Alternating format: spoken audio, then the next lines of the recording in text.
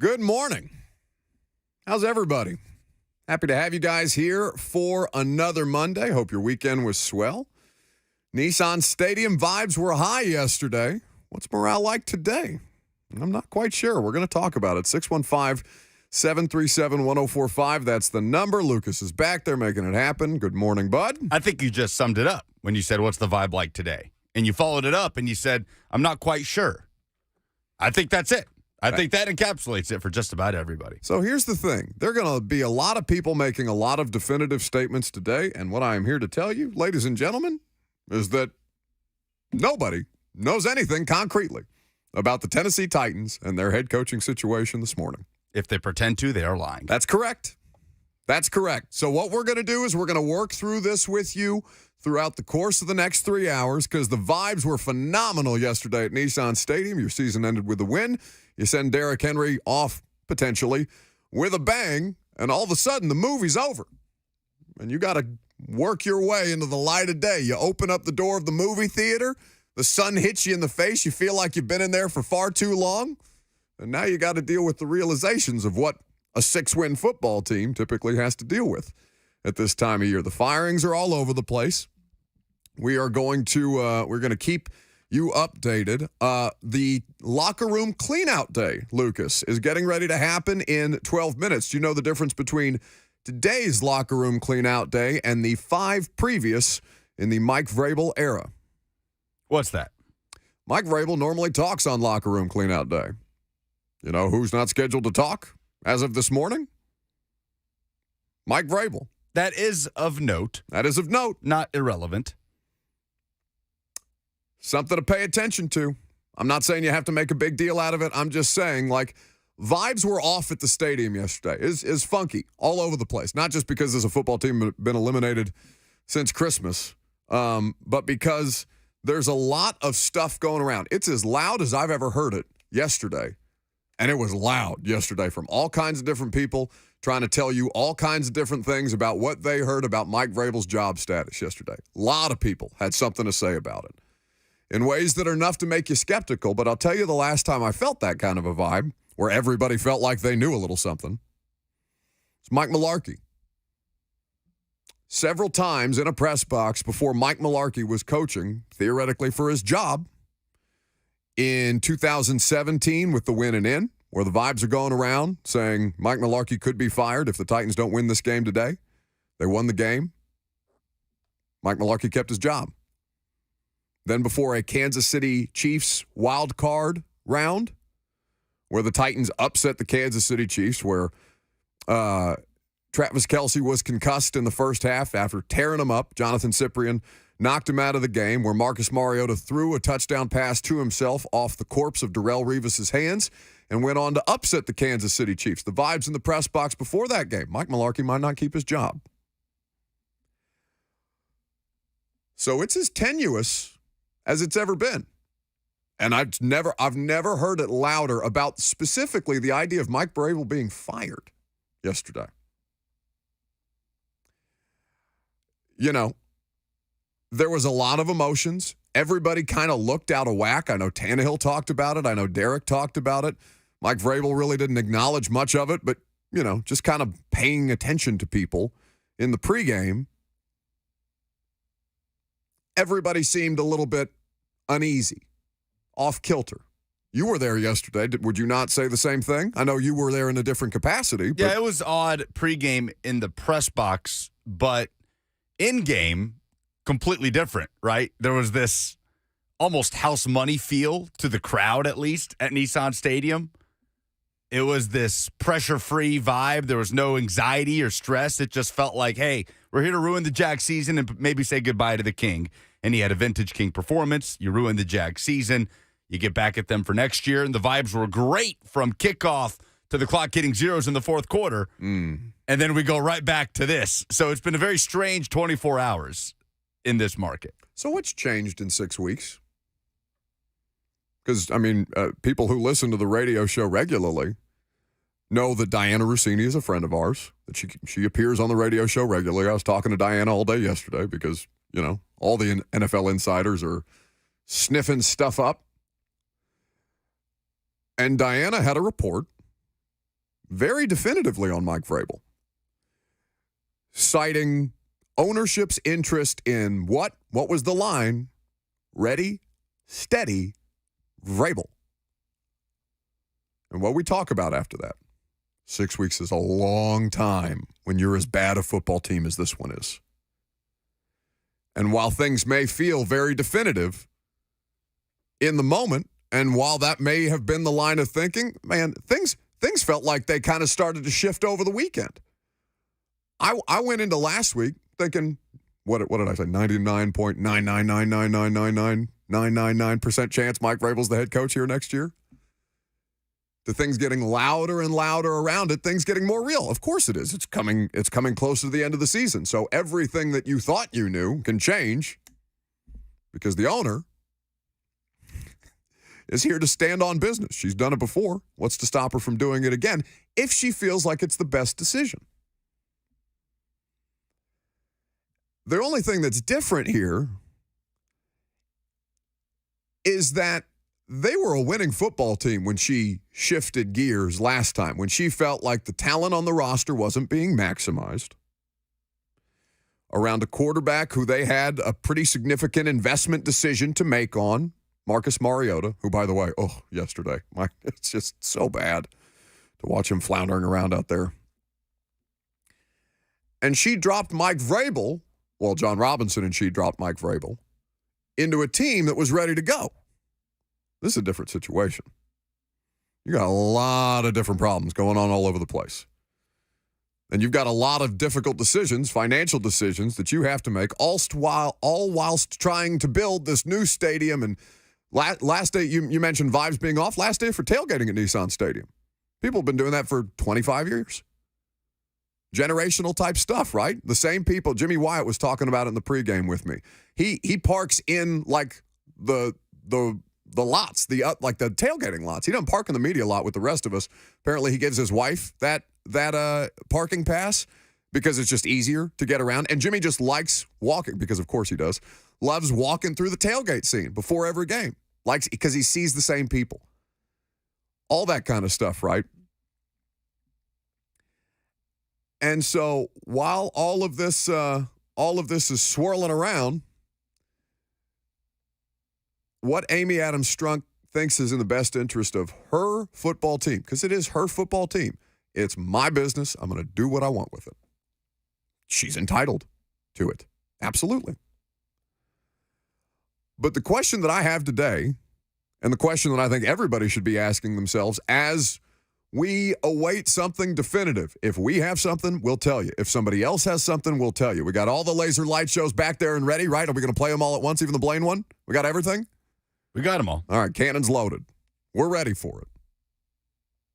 Whether that's news of something happening or news of something not, because that's now news too. What's the question?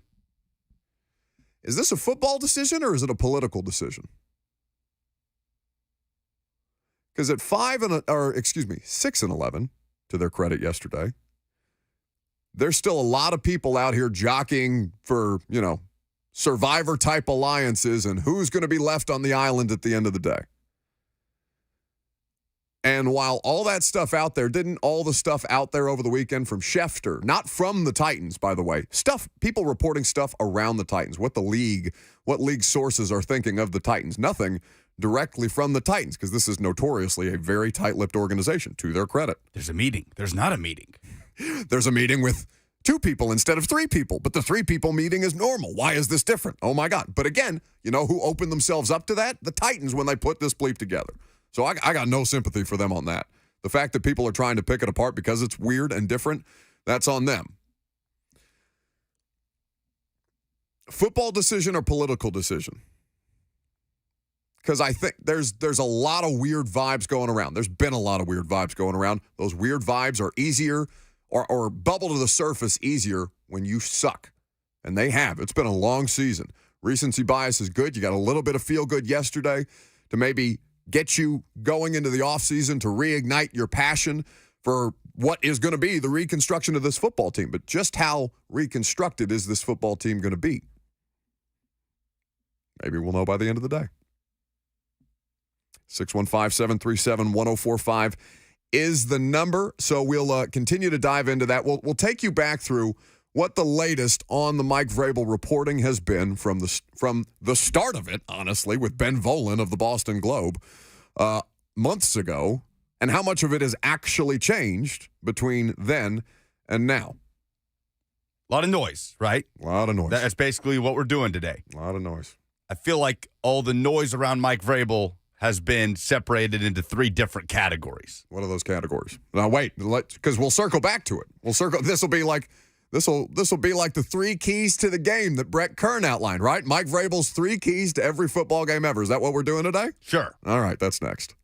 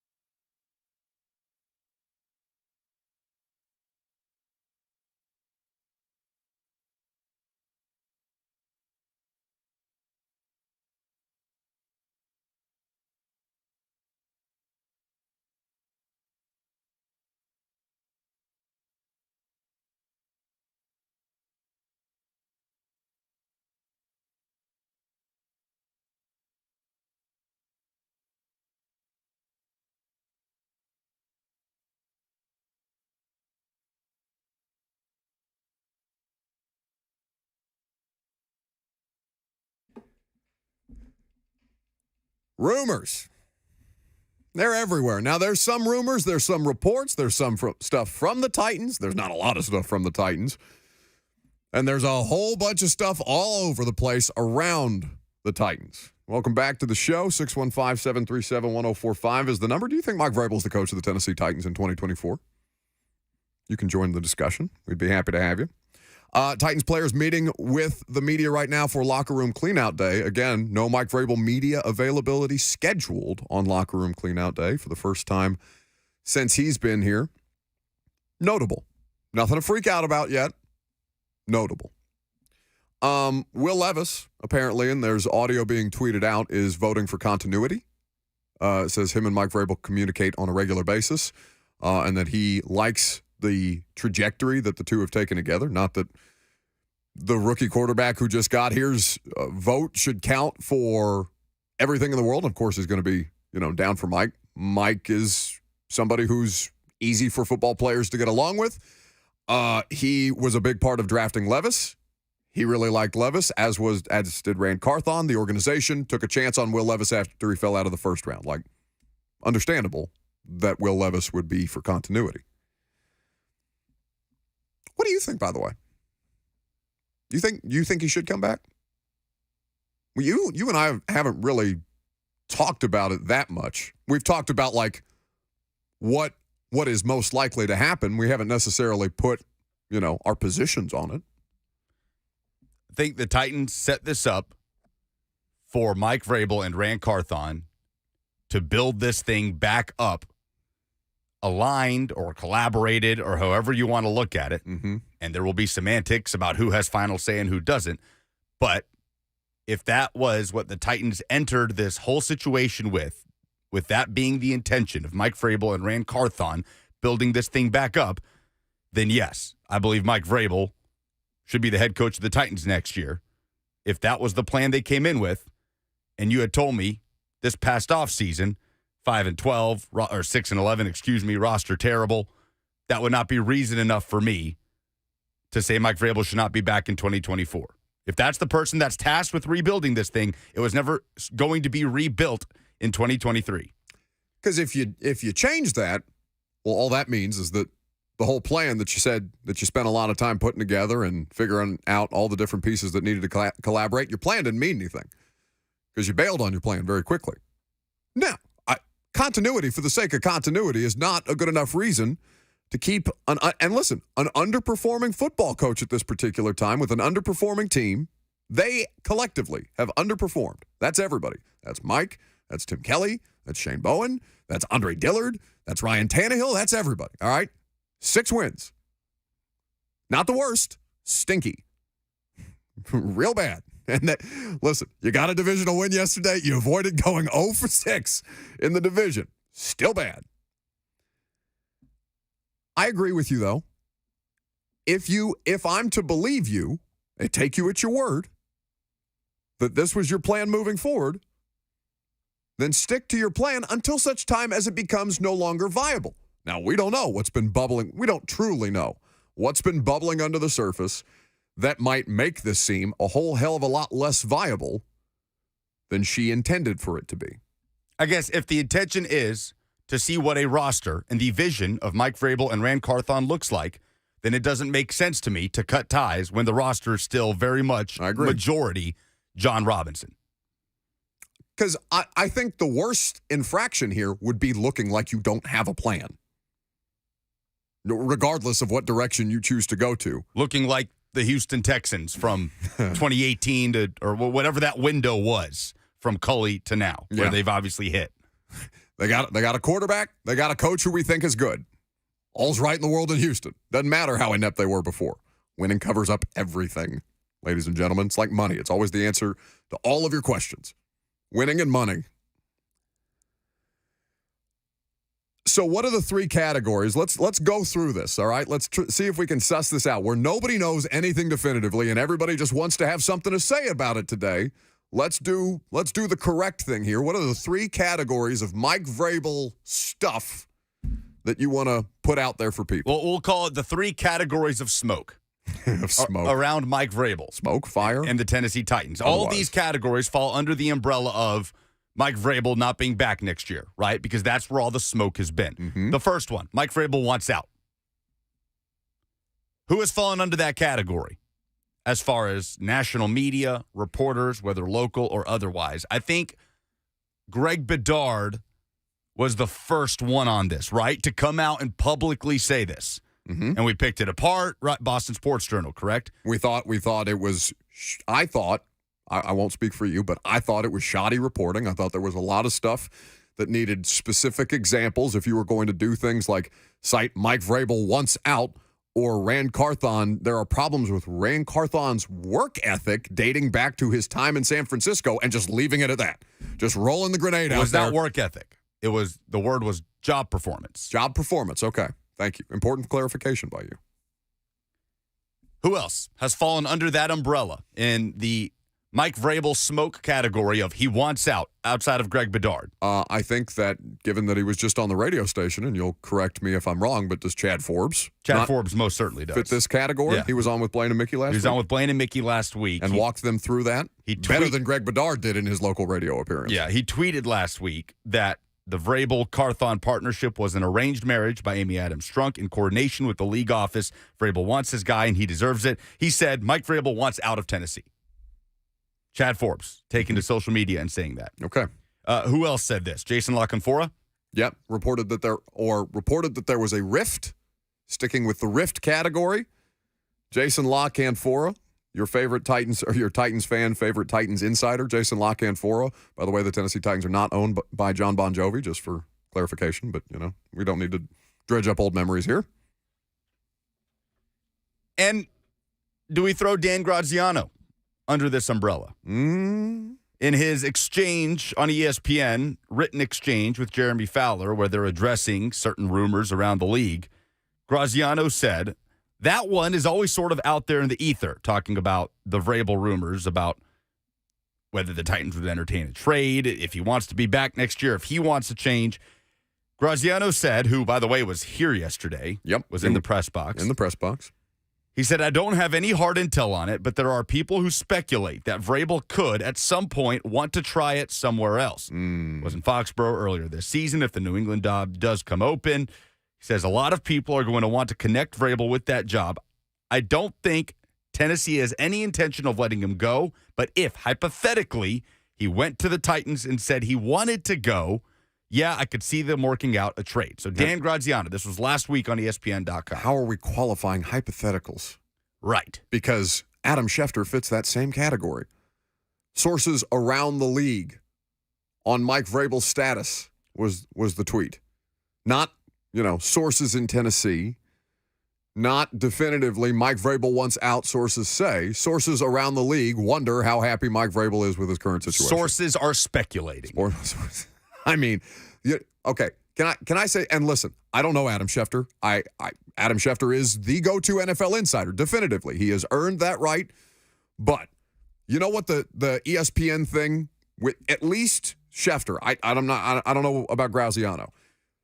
Tehran can't do the job right now. They don't have it. They have a coach in the NFL who people are interested in all over the place. There is no current ESPN reporter on the beat for the Tennessee Titans because of Teron Davenport's unfortunate situation. By the way, I've been talking to Teron a lot. I know he's working to get better and all these different things. That's neither here nor there.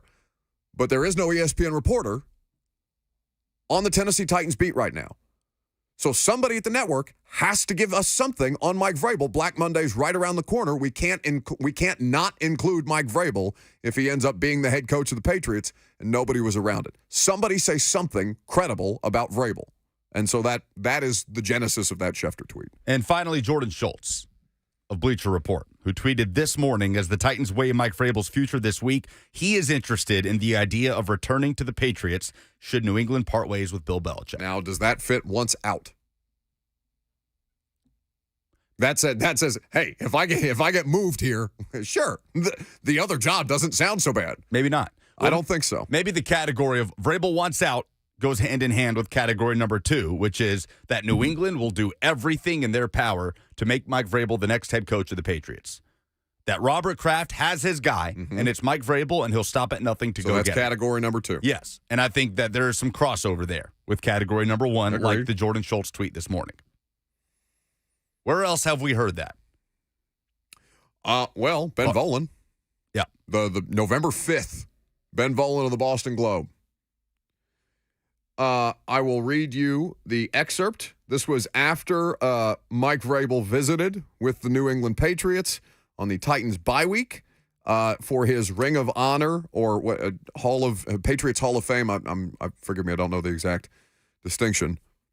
But after Mike Vrabel had visited for his red jacket ceremony with the Patriots alongside some other teammates and coaches, according to Ben Volin of the Boston Globe, Vrabel is believed to be the home run choice, that's a quote, home run choice of Bob Kraft to replace Bill Belichick at the end of the season. 2 sources, and this is, again, important because these are not Patriot sources. 2 sources close to the Patriots, all right? 2 sources close to the Patriots have independently said the same thing. They believe Vrabel, currently the Titans coach, is the Kraft's home run choice to succeed Belichick. That fits the category of Kraft wants him. And that's the first one of these out there. Right. Anywhere. Category number 3. That Mike Vrabel could get fired by the Tennessee Titans. This has had the least amount of noise. Until yesterday. Now, who did that come from yesterday? Everybody who had something to say. Nobody said definitively anything about firing Mike Vrabel, but all the little like high school hallways scuttlebutt type of stuff all over the press box, all over the stadium, all over anybody you talk to. I think they can make a move today. Okay, based on what? What are we talking about here? Which ultimately who is credibly putting their name on they have interest in firing Mike Vrabel. Here's the thing that I know. They didn't have a decision as of Saturday. What they went into Sunday, talking about Amy and the ownership group, how they went into Sunday, how they're handling it after the win, how much of this is all very fluid. All I know is it felt like Mike Malarkey, where all these rumors are all over the place because somebody let something leak, whether that's intentionally, to see how it lands on people, to see what gains traction, because that's real, or because it actually leaked genuinely and there's real noise around it. All I know is that it was like passing notes in class all over the press box yesterday because everybody had something to say about it. This was Ian Rappaport of the NFL Network earlier this morning talking about Mike Vrabel and the relationship with Rand Carthon. We are also watching the status of Mike Vrabel, the Tennessee Titans head coach. He's going to meet with ownership at some point, probably today. And we'll see what this means about his future. There's going to be some hard questions. There's going to be some hard discussions. We do not know how it is going to end. I think it's fair to say it is uncertain whether or not Vrabel will be the head coach going forward. Uncertain. But that's not saying by trade. That's not saying by firing, just that he's uncertain. You know the closest person to get to Mike Vrabel being fired? Jay Glazer. And I didn't see it. I got sent the clip. Jay Glazer, who I think is as thorough a reporter as any of the major insiders that we have, and that he doesn't do it on Twitter, I respect more. He saves it for the Fox pregame show. He put Mike Vrabel on the bubble of being fired yesterday. That's as close as anybody credible has gotten to Mike Vrabel fired by the team. So I'm going to put Glazer in that category because I think that bears noting. A lot of this stuff just feels like it's being regurgitated from November the 5th, doesn't it? That people are, Black Monday is here. Mike Vrabel, it's been a bad season. There's a lot of things wrong. Is he a part of the problem? How much has he helped? How much has he exacerbated the problem? Only the people responsible for his job status can answer that question. But what is the commonality between once out, Kraft wants his guy, and fired? Are there any commonalities between some of this stuff? Because I think once out and Kraft wants him, that bleeds together. A lot of it is New England predicated. Volin, Bedard, Lockenfora is national, Schefter is national, Graziano is national. And that's where by far the most noise has been. that Mike Vrabel wants out Loud. and that he is Bob Kraft's guy. Well, that Kraft wants him has been louder, and that the Vrabel wants out stuff has kind of dovetailed off of that from a lot of these people. Worth paying attention to. This was Mike Vrabel when asked the question last week, what category does this fit under? No, I don't. I don't, because, again, if we believed everything that was on social media, it'd be in the tooth and all that. So I really have never responded to any of those, and we're not going to start now. I know where we're at as an organization. I'm excited to build this thing and to fix this thing and get it to where we want it to be, to win championships with Rand and Chad and A-Rob and a coaching staff and everybody. I mean, that's what our goal is. So, but no, the social media and where that is, and I can't focus on that. So you want to be here next year? Of course I want to be here. Be here as long as we can win, and long as we can, do this thing. And it's been great, but it also has been, just frustrating this year. Nobody wants to be where we're at. You feel, for the players, having been in that situation, those guys are out there selling out, and you feel for them when you look out there on the field, and we're not winning, or it's pretty obvious. But the one thing that allows me to at least sleep at night is when the games, we had a clunker in Jacksonville and in Houston, and we're out there fighting, not letting them run through us for 40, 50 yards and all that. And I know that there's no moral victories, and that's not a moral victory, but it's just a lot of times in those situations you can just pack it up and pack it in, and so that's that was last week. This week we have to be in a different situation. Talked about the ability to put ourselves in that competitive situation, where the game has some flow to it, and you make a play, you get a turnover, right? You pin them down, and you start playing complementary. So I talked to the team again, about that, and about eliminating, some of the mistakes, that are just, that come at critical times, and that make it tough to overcome. Of course, I want to be here as long as we can win. That's not a throwaway line. Make sure you pay attention to it. So where does he fit in this category? Because, Lucas, I think 3 categories does not do this discussion justice. We haven't talked about Diana. Like we opened with it, but we haven't talked about Diana 6 weeks ago. He's their guy. Ready, steady, Vrabel. That's the only one standing on it. She put out an insider's column, as they all did yesterday, on Saturday. Vrabel wasn't even mentioned in it. And I've since talked to her. She's we'll get her on the radio show at some point this week. Today's not the best day for an NFL insider to join the radio show. We're understanding of that. But that she's the one 6 weeks ago. No, 6 weeks ago, a long time. A lot changes in 6 weeks ago. Are we willing to put a category out there? He's their guy. A 4th. Because Diana, I think, Diana and Vrabel the only ones standing in that category. I'm writing these down. Then there's something from Mike Sando. What do you got from Mike Sando of The Athletic? Who, by the way, we'll have on at some point here in the next couple weeks, too. His pick 6 that he does weekly with intel from NFL executives and personnel people across the league. He's going through all the various coaching changes and interest for the Chargers and Raiders and such. Then the bullet point, Vrabel to the Patriots.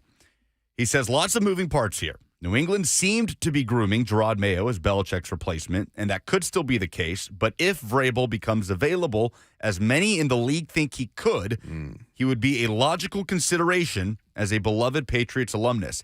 This quote from an anonymous exec, Vrabel wants to win the same way Bill wins, with defense and detailed play on special teams. The difference is Vrabel has built playoff teams and won playoff games with a mid-tier quarterback in Ryan Tannehill. What do you think about that quote? That Vrabel has built playoff teams and won playoff games with a mid-tier quarterback. That Mike Vrabel, man, there's not a lot that sticks to this guy. To his credit, I wish I had it as easy as Mike Vrabel seems to do optically. And by the way, he's earned a lot of that, but Mike Vrabel did not build a playoff team. Mike Vrabel got dropped onto one. John Robinson built a playoff team. John Robinson in two parts. Bad J-Rob, good J-Rob. Good J-Rob put them back together. Good J-Rob's rosters got them to, 6 consecutive winning seasons before the bottom fell out last year. And they, when he was fired, they were in the midst of their 7th. And hey, Mike Mularkey's a part of that too. Well, that's right. Sando continues, national speculation about Vrabel possibly wanting out of Tennessee has met resistance from reporters covering the team. But the conversation has persisted. Execs see Vrabel as frustrated and saddled with an aging roster in a division featuring lots of young talent on the other 3 teams. This quote from a former AFC South executive, I think it totally makes sense. I think he wants more power. There are going to be some tough discussions, and if he doesn't get what he wants, then look out. That is my opinion. So you take that in parts. And then there's Breer, who fits under the category. So that all goes under Kraft wants his guy, too, I think. That's more Mike wants the Patriots. But we'll talk about what's going on with Bill Belichick because there's been a lot of noise around that, obviously.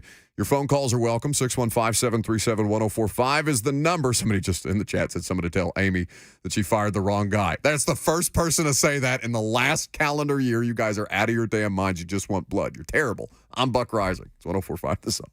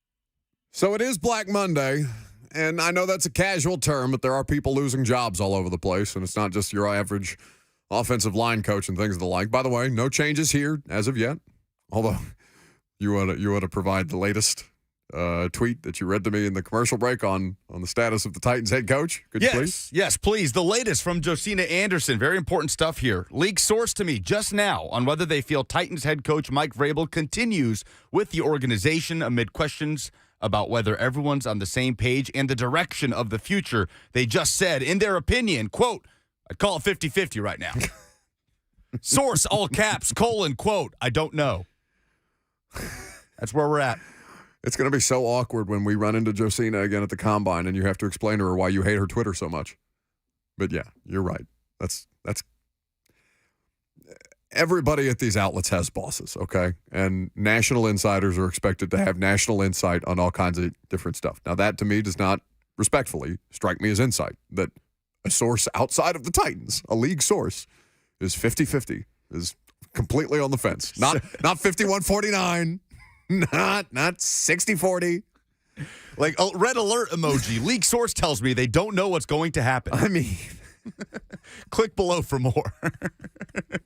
Hey, man, that's the business. Like, it sucks. I hate it. I wish journalism mattered. People don't care. Like, that Josina, how many impressions does that Josina tweet have? I don't want to look. That's what I'm saying, Lucas. Like, we can fight against this and we can be we're not Jon Stow in the Battle of the Bastards because we lose. We get overwhelmed. We die. That's how we die. Out here fighting for just some kind of competency in journalism and not just crap, right? Not just what's out there on the internet. So Arthur Smith's been fired. Ron Rivera's been fired. Yes. Carolina firing Tom Fitterer, the general manager. Scott Fitterer. Can you, is it interesting to you that it's all quiet on the New England front at the moment? Well, Bill Belichick is out there with some quotes. He's talking about, he's been asked questions about basically like the Brandon Staley question, which is usually the death question. Why do you think you should be the coach here next year? And he's giving thoughtful responses and things like that. And, Bill obviously has a track record to stand on that Brandon Staley does not in this particular situation. I do think it's interesting that a decision has not been made on Bill Belichick, but I think that they are still making a decision about what they want to do. And I think that probably has something to do with the Tennessee Titans because Bob Kraft has traded for a head coach before. He traded for his last one. Bill Belichick was acquired via trade. Rhett Bryan put together a list of NFL coaching trades dating back to 1970. Sean Payton obviously was the most recent one in 2023. But, trades of Don Shula, Bill Parcells, Mike Holmgren, Belichick, Gruden, Herm Edwards, Bruce Arians, and the latest Sean Payton. So, however loosely those connections might have felt on November the 5th when Ben Volin reported that the home run hire, sources close to the Patriots say that the home run replacement for Bill Belichick would be Mike Vrabel. Kraft would be doing a bad job of evaluating his situation if he let go of the greatest coach in the history of football. One, before finding out whether Bill was willing to compromise. Do you think they've had those discussions yet? I don't know. Maybe they're waiting until their year-end review to go in there and saying, Bill, can we hire a GM? Because that's out there. John Robinson is being talked about for that job. And Bill Belichick had a quote indicating he'd be open to something like that. Sure. He's in his 70s. That dude probably don't want to pick up and move. He likes his summers in Nantucket. There's creature comforts that matter here. So I think that Bob Kraft should be willing to hear Bill Belichick out. Bill Belichick has earned the right to make the case of, sure, maybe we can look at how we do this thing moving forward. If it's not working, I acknowledge that it's not working. Bill Belichick has to be willing to acknowledge it's not working, but the results speak for themselves. The roster is trash, and he put it together. So while that's waiting in the wings, if they stick with Belichick, what does that do to the trade value? Is that why there's been not a lot of noise about Mike Vrabel? Because no decision has been made on the New England job? Things to keep an eye on today. John in Nashville has been waiting patiently to the phone, 615-737-1045. What's up, John? What's up? I got a comment and then a question. I think that we should trade or fire Vrabel if we can. Get what we can, either swap first-round picks this year, maybe get a first round next year. Who's giving you 2 first-round picks for Mike Vrabel? Well, that's Who's giving you one first-round pick for Mike Vrabel? In the last hour, that's what they were saying that they were coming up with from past trades, like the Sean Payton and the Gruden or whatever. Those guys won Super Bowls. Okay. And then also, if anything that the Jordan Schultz, if there's any truth to that of Mike Vrabel wanting out, then if you're Amy Adams Strunk, how can you bring back a coach that says he wants to be a coach for another team to come back and coach your team? Because he didn't say that. That's not what's in the Jordan Schultz report, John. Did you read the Jordan Schultz report? No, you read it out loud. Okay, well, I can read it to you again on Mike Vrabel. Let's pull up his Twitter timeline here. On the Titans head coach situation, as the Titans weigh head coach Mike Vrabel's future this week, he's interested in the idea of returning to the Patriots. Should New England part ways with Bill Belichick? There's nothing to say there that he wants out. They're saying as they decide his future, if his future is uncertain, he would be open to another job. That's different. 615-737-1045 is the number. While we await some actual concrete news, we'll have plenty of time to get back to this. Let's talk about Derrick Henry, because that was, of course, of huge importance yesterday as well. 615-737-1045 is the number. I already mentioned that. I'm Buck Rising. It's 1045 The Zone.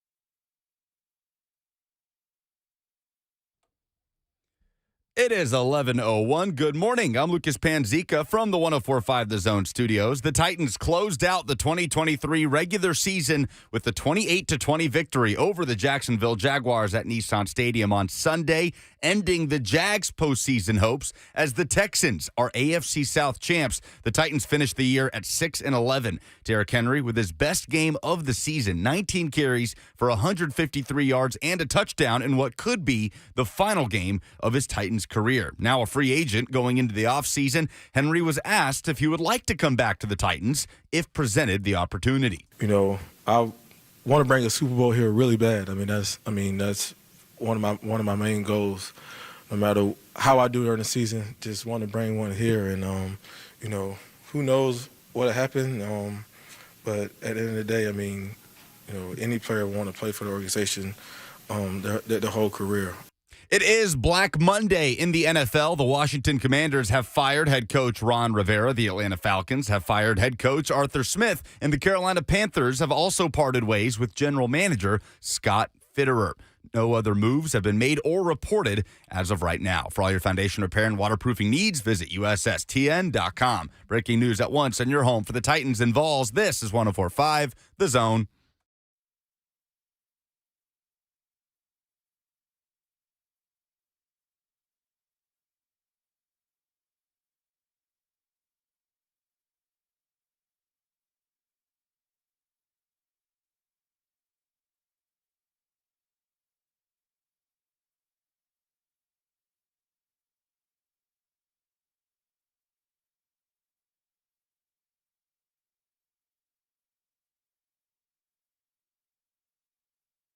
Second hour, welcome back. Happy Monday. Hope your weekend was great. Love to have you guys in here until 1 o'clock with us. A lot of stuff going on. That's why you need to keep it locked right here on 104.5 The Zone. A lot of Titans news. Well, I don't want to say there's a lot of Titans news swirling around. It's just a bunch of nonsense. Now, maybe I shouldn't say it's a bunch of nonsense even, but it's just stuff. It's not reports.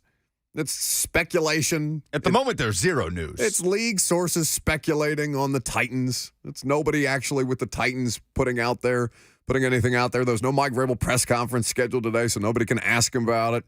I do think that it was and I 100% include myself on this, he should have been asked about this after the game. We should not have taken it for granted that Mike Vrabel speaks on locker room cleanout day the way that he has in the previous 5 years. The news of the day, beyond them winning a game and knocking the Jags out, was Mike Vrabel's job status.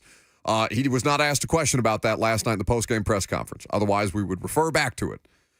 And even if he was, I don't know that it would have mattered not to excuse, I think, a bad job out of us collectively. Because, yeah, there's Derrick Henry stuff and all kinds of other stuff, but that is newsworthy, given that we're spending more time on Vrabel today than we are Henry.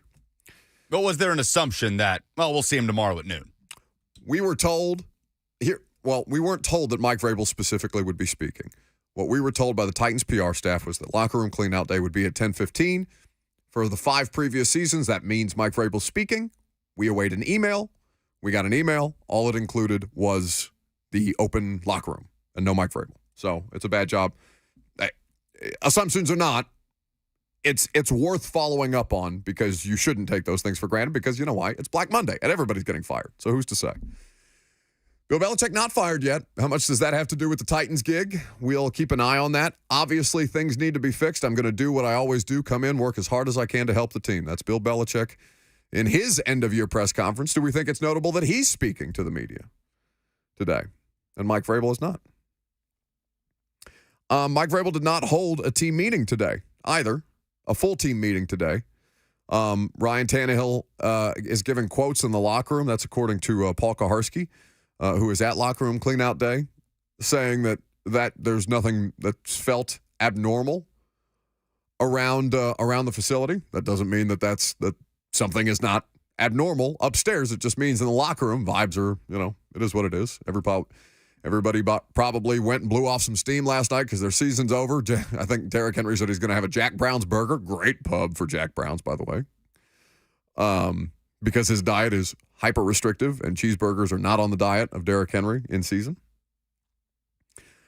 I think that we'll have time to, if there is news, we will keep you updated. We'll continue to keep you updated on the latest because Mike Vrabel and the Titans will discuss their future this week is the lead headline right now on NFL Total Access that is on in my studio and in Lucas's studio. But there's been no concrete news out there today other than they're going to meet and they're going to talk about it and somebody's going to make a decision, whether that's Amy, whether that's Mike, whether that's collaboration. And is Rand in the meeting? Diana Rossini says no. Okay.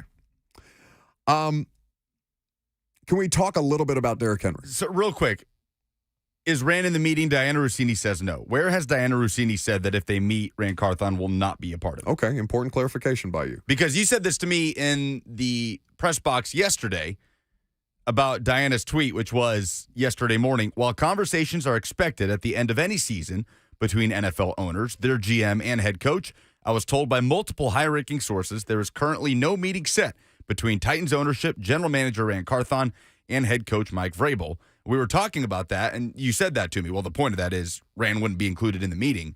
And I pulled up the tweet, and I said, show me where it indicates that. Not in the tweet, because the tweet came, maybe an hour after Tom Pelissero said that the Titans and ownership would meet. Yes. Diana is pointing out that there is no meeting set between Titans ownership, general manager Rand Carthon, and Mike Vrabel.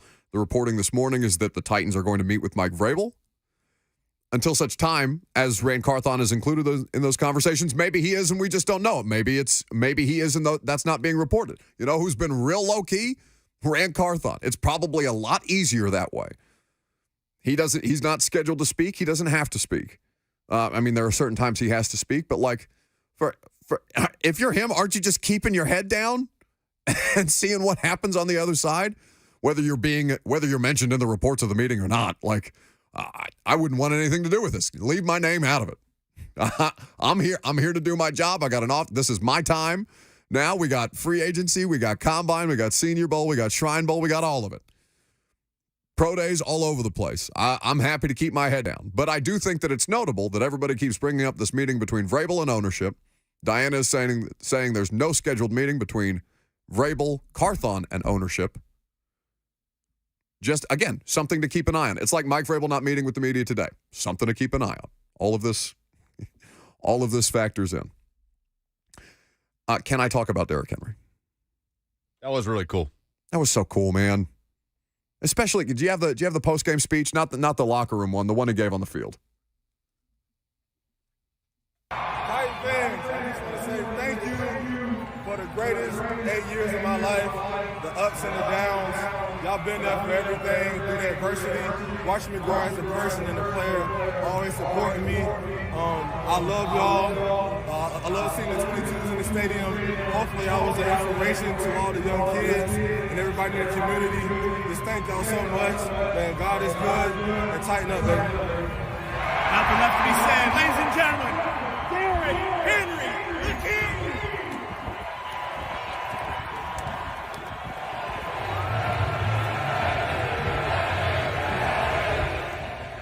The chants, man. That was as loud as I have heard the Henry chants at Nissan Stadium. Oh, because they know.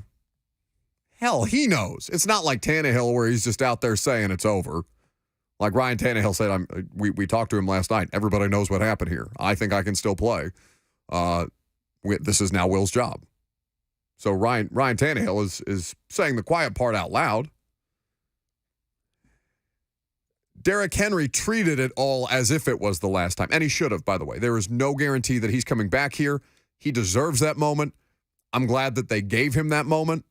That his family was there for all of it. I don't know if you saw he put out a post on social media, on Instagram, and I don't know if he put it on his Twitter, but there's several different slides. It's him walking to the stadium.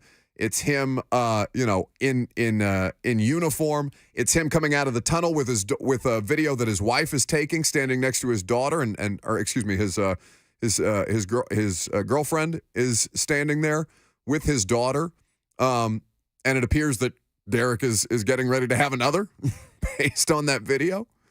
And as Derrick Henry is being announced and coming through the smoke and coming through the tunnel, you see Valentina is Derrick's daughter's name, screaming for daddy, right? She's hyped for dad. And dad's running out of the tunnel and he's doing the whole thing. He's blowing kisses to the crowd.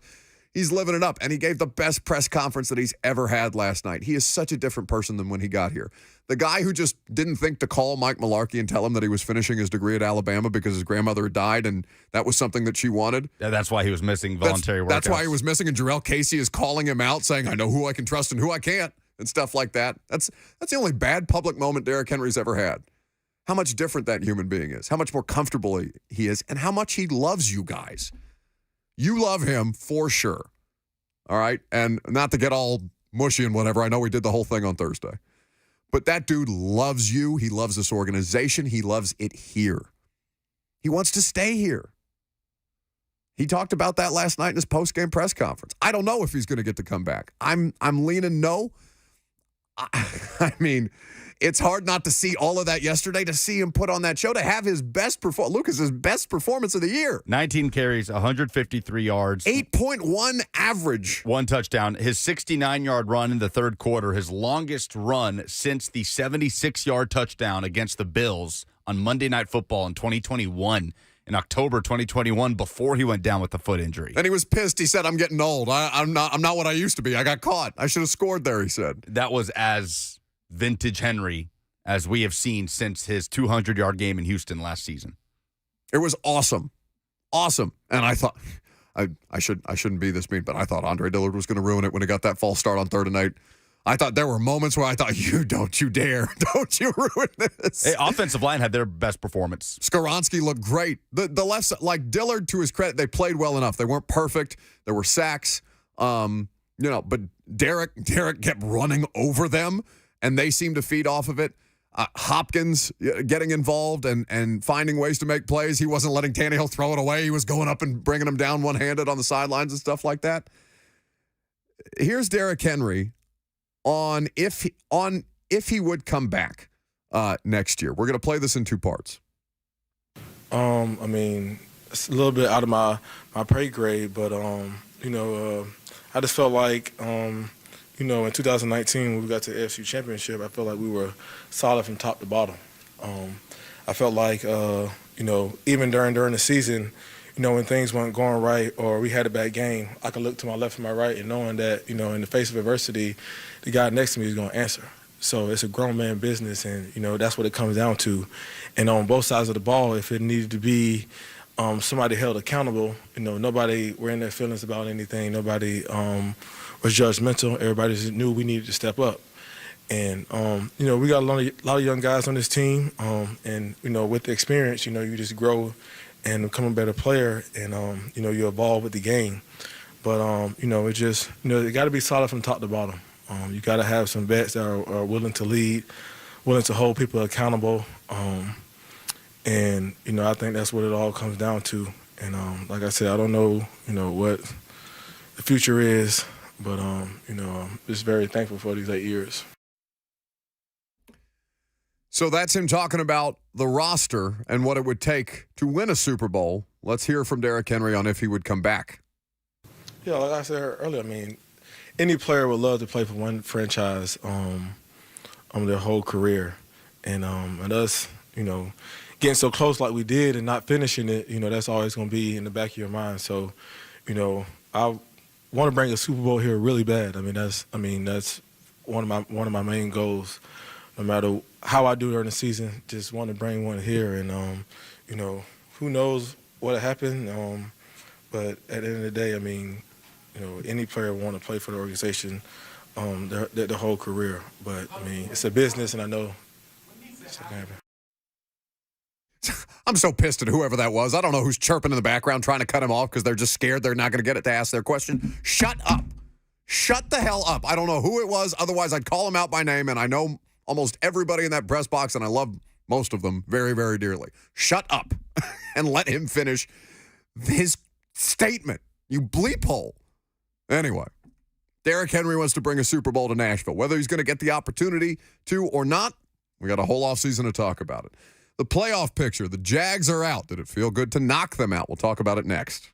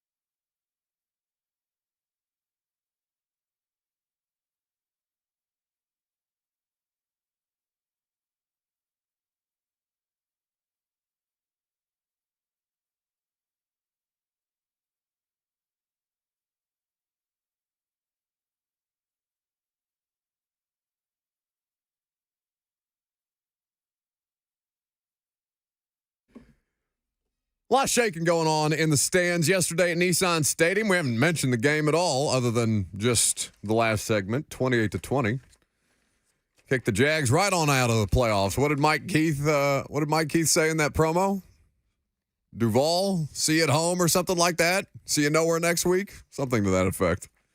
The Homer Simpson gif always cracks me up of him staring like a zombie into a television screen that's all staticky and patting the couch seat next to him. Come, sit next to all of the other playoff eliminated teams here on the off-season couch.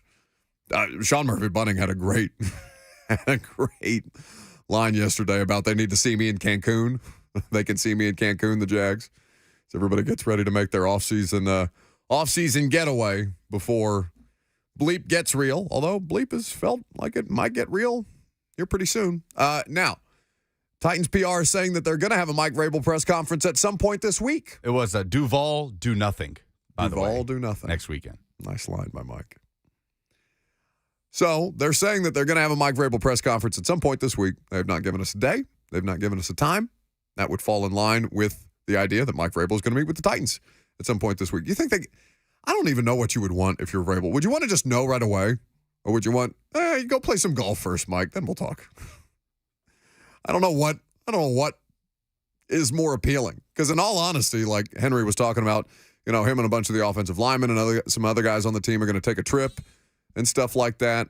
Guys are going to go somewhere warm and get away from all the bruising and, battering that football does to them on a regular basis. I don't know how I would want to deal with that. I'd probably just want to know. Let's go to Jordan in Nashville up next. Hey, Jordan. Hey, Buck. How are you doing? Good. Hey, so I'm just going to weigh in on the Vrabel situation a little. I know the NFL loves, their revenge games and everything, but correct me if I'm wrong. I think the Titans play the Patriots next year, so I feel like it'd be the perfect time if anything were to happen to kind of trade him away and maybe get draft capital to kind of tie into, Henry coming back next year and, the roster. Isn't 2/3 of the roster not even going to be here? So I feel like we really need draft picks, to kind of fill all those slots. So, just let me know what you think on that. I don't think you should trade Mike Vrabel just because you play the Patriots next year. I'd like to start there. I don't think if you're I would like for a better reason for you to trade Mike Vrabel. If you're going to trade Mike Vrabel, then the Patriots on the schedule, wouldn't that be fun? Okay. Sure, you need more draft picks. Your roster is terrible. What are you going to do with those draft picks? I don't know. They had a decent first draft. The two of them together, right? That's the whole thing. Collaboration. The two of them together. Are you good at drafting? I don't know. John Robinson was until he wasn't. What the draft picks, I'm not going to say that they mean so little to me because they're important. You have to hit on them. You need rookie contracts on your roster to build around. The most important thing that they have right now is Will Levis's contract. Whether Will Levis ends up being a 10-year solution at quarterback for the Titans in this window that they have with him that has already started because he doesn't have a fifth-year option. He's a second-round pick. You can dump as many resources as humanly possible around a rookie quarterback because he's cheap, and it's easier to do that. A lot more swings. You've got 8 draft picks right now. Could you use a couple more? Sure. I don't know that. I don't know what Mike Vrabel is the devil that you know. Not that should justify keeping him or firing him. But the draft picks are just such an unknown, wouldn't that be nice? More picks. Do you do something with the draft picks? Because all the draft picks that I've seen you make in the previous 3 drafts beyond this year, they're all just wandering around looking aimlessly and being asked about their future in locker room cleanout day.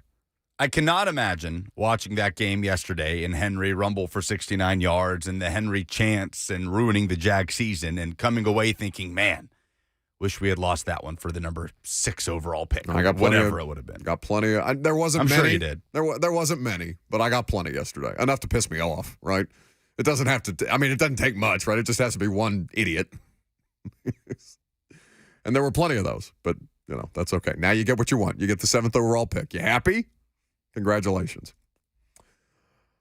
Dustin and Bowling Green next. Hey, guys. Hey.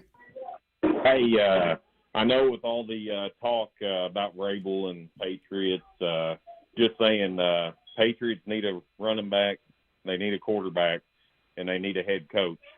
How big a slap in the face would it be to see Vrabel, Henry, and Tannehill end up in a Patriots uniform next year? I think people would root for it. Ryan Tannehill, listen, that's you sell high on all of that.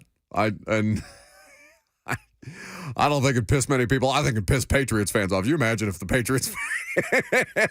All right. Mac Jones didn't work out.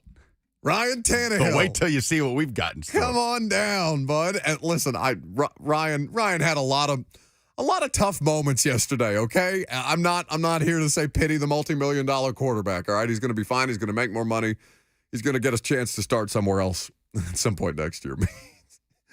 Just Boston sports radio. All right, Patriots fans, you got Mike Vrabel. You know who else he's bringing with him? The whole gang. Run it back. Oh my God. No, I don't think so. Let's sneak one more in here. Well, we've got time for phone calls, but we do want to touch a little bit on what the hell happened to the Jags yesterday. Because if we're going to talk about Henry, we got to talk about the corpse that is the Jags season here in just a second. Because what do you imagine the conversation is like in Duval County this morning? Goodness. Before we do that, Jason in Knoxville. Hey, Buck, what's going on? Hey. I had a thought about how many milestones Derrick Henry is close to hitting and how much it would sting for him to hit those in another uniform. I think he's just 600 or 700 yards away from 10,000 and 10 touchdowns away from 100. And, you know, he's our only marketable player. I mean, whose jersey is a Titans fan supposed to buy now? You know, Tajay Spears, based on yesterday, bud. I would buy low on that stock. Yeah, I just wanted to see what you think about, you know, Henry maybe in a Bills or Ravens jersey crossing 10,000 yards. It would just suck. Oh, sure. If you're a Titans fan, that would for sure suck. I want him to do it wherever he does it. I don't care where he does it. I root for that. Organizations, I don't give a damn. I root for that guy. He's a model citizen, up and down, and he's been tremendous. For Titans fans, it would be wretched. I know a lot of you guys were wringing hands when the Ravens were interested around the trade deadline. You should have. That would feel icky. You've seen it happen before. McNair, Samari Rolle, Derek Mason. Like, that is totally grounded in normal human emotion. For you to see Derrick Henry end up on a different roster and even a roster of a team that you hate and cross all those milestones and get to do it, you know, in real time, whether it's spectacular the way that yesterday was, and yesterday was spectacular, or if it felt like the rest of the season, which has been up and down, and it's not all his fault, but, you know, there's signs of age. It was going to happen at some point. He's already beaten the odds. He is exactly 498 yards away from 10,000 yards. He did yesterday surpass Sean Alexander and now is the former Alabama running back with the most career yards in the NFL. Oh, my God. That is a list, bud. That is a list. He's marvelous. He really is. And I know, you know, I mean, people get tired of us glowing all over Derrick Henry and stuff like that, but there's just there's so few times anywhere in the NFL, any franchise in the NFL where you get to have something like that. You know, Derrick, I'm so interested to see, and we've talked about this before, how he goes about this and the market that results. And how much flexibility, how much control he has over his own situation, because he's never actually been a free agent before. He got tagged in 2020 before they ended up reaching a deal. Lee in Columbia. Hey, Lee. Hey. How are you? I'm doing good. What you got? Well, I think the Giants had a pretty good season, and I was watching the game yesterday, and if they played like they did yesterday, we would probably be in the playoffs. Sure, but you're not, and they didn't have a good season. They're 6-11. Playoffs, but I'm just saying we could have been in the playoffs if we played like we did yesterday, because they actually played a lot better than they have played at all this season. I mean, I think there's moments like Cincinnati. I appreciate the call, Lee. They're a bad football team, Lee. Like they were bad 11 times. They were good 6 times, and they were questionably good in some of those 6 times. They did not look like the team with the season on the line yesterday. No. I mean, I think about the third down where it's kind of a check down to Kyle Phillips on the right side of the field. And Phillips kind of trips through some tackles. He's going down, and he kind of ends up in a pile. And watching that pile get pushed. Andrew Rupchich, Skoronski, we've seen those moments before, whether it was Ben Jones and Derrick Henry. They know they've got the momentum. They know they're tougher than you. They're just going to bowl you over when you think they've got them stopped. And, everybody's looking around, oh, my God, did Kyle Phillips get up off the bottom of that pile? Because there are a lot of bodies on top. I definitely had that thought. Sure, we all did. But when they get that first down, a huge first down, I was sitting there thinking, who wants this game more? The season is on the line. You're playing for everything. You're playing for home field advantage. The Titans looked like they wanted to win more than the Jags did yesterday at Nissan Stadium. They did. Derrick Henry's final game was more important to the Tennessee Titans than a playoff berth was to the Jacksonville Jaguars. Think about that. In fact, Jacksonville just did what the Titans did in 2022. They just did the same thing. They didn't have a 7-game losing streak. They lost 5 of their last 6. 8-3. Finished the year 9-8. You got the one win against the Panthers at home a couple of weeks ago. You're doing math in real time. They were lifeless. They were lifeless over the course of the last 6 weeks of the season. And it may not have been as bad in that it wasn't 7 consecutive losses. It was a little bit less than that. This is as bad. We were talking about Jacksonville was in contention for the number 1 overall seed. This is worse. It's worse. It's worse because your franchise quarterback is in place. You don't have this hodgepodge put together roster. And he's about to get paid. You're in year 2 of Doug Peterson. This was supposed to be the takeoff year for Jacksonville, and they're sitting there at 8-3 and completely collapsed. Couldn't get to the quarterback, couldn't protect Trevor Lawrence, couldn't run the ball yesterday. Complete collapse at the end of the season by Jacksonville. Trevor Lawrence is hurt. Is Trevor Lawrence good? It matters that he played hurt, and he gave him a chance. That second half, they looked like they were going to, start a fight. They definitely showed that they had it. But by then, it was out of hand. They'd let the Titans get a lead up. They'd allow the Titans to play their style of play, where they didn't have to put Tannehill in a drop-back game, where they were running the football 8.1 yards a clip. They didn't have to pass. And when they needed to, they found ways to be efficient. And Tannehill, Tannehill had Hopkins one-on-one on that interception. I don't blame him for throwing it. Tannehill missed some throws. But Lawrence, this is why I don't like the term, anytime as we get ready for offseason and draft talk, do not say the words generational talent to me. Do not. It's a totally different world in the professional ranks. The best prospect since Andrew Luck is something that Trevor Lawrence was being discussed as.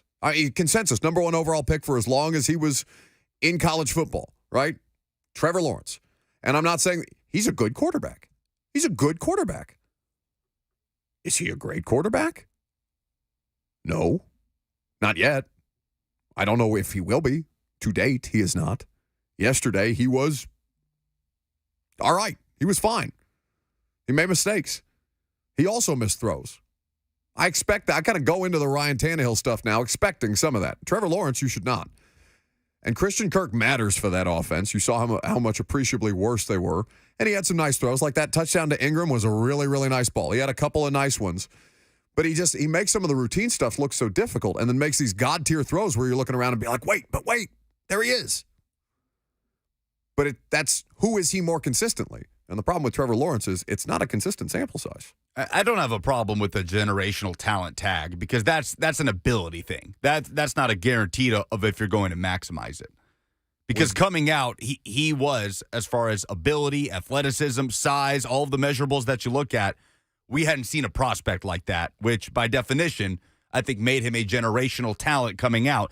That didn't mean going to be the greatest quarterback of all time. Book it. That didn't mean going to be an elite MVP caliber quarterback year in and year out, but has all of the ability to, and I still believe he does. Maybe I just think it's unfair because I think it sets them up for failure. Like to have that label for 3 straight years in college and then going into the pros. The great ones live up to it. Right. But like how many, the great ones live up to it. That's the thing. The great ones live up to it. LeBron James lived up to it, right? And then some. Like the great ones live up to it. He's 40 years old. Do you see some of the stuff LeBron was doing last night? I turned on SportsCenter and just saw a couple NBA highlights. Oh, my God. Yeah. Sure. And Trevor Lawrence wasn't covered the same way that LeBron James was, but Derrick Henry is a generational talent. Derrick Henry was not discussed as that. But with the game on the line, to miss an open throw in the left flat and what should be a routine throw to end your season on fourth down, it's inexcusable. So bad. So bad.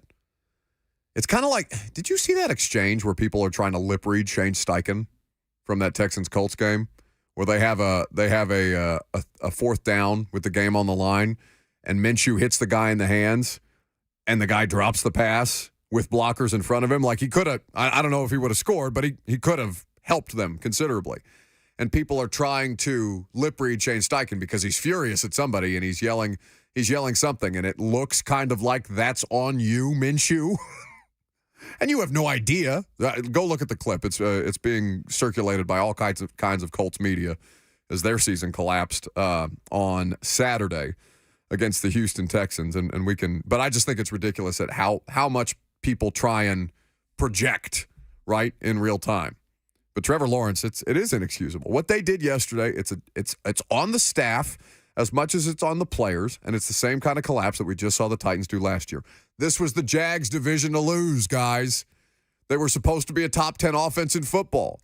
They leaned all year on their defense, and the quarterback sucked at home. It's crazy. Okay, Larry in Nashville next. Hey, y'all can hear me? Yep. All right. I just wanted to see what y'all thought about trade scenario where the Patriots send their third pick for Vrabel in the 7th. You know, a package centered around that. The Titans trade up. They can get, the tackle that they like, and a quarterback can still be on the board at 7, whether there's Bo Nix or a quarterback. LSU. You want a new quarterback? Yeah. No, for the Patriots, they can trade down. Oh, okay, got it. Get I got Vrabel it. in their quarterback. Got it. So I just wanted to see what you guys' thoughts were on that. I'm gonna hang up and listen now. Thanks for the call, Larry. They're not trading the 3rd overall pick for Vrabel. I think that's where that scenario dies for me. And even armed with the 7th, they're not trading the 3rd overall pick for Vrabel. There are quarterbacks, but if you have to feel good enough about your quarterback. If he's not good enough for you to take him at 3, you're going to take him at 7. It's kind of the Will Levis question, right? If he wasn't good enough to take in the first round, and they tried to. There's going to be a lot of these proposals that are put out there. There's not 100% certainty of anything right now. But it is highly unlikely, and that is where I would just like that. That's probably where I would end the hypothetical. Vrabel is not being traded for the 3rd overall pick. Got more time for phone calls throughout the course of the show, 615-737-1045. Whether it's Henry, whether it's Vrabel. What about Ryan Tannehill? A last ride yesterday.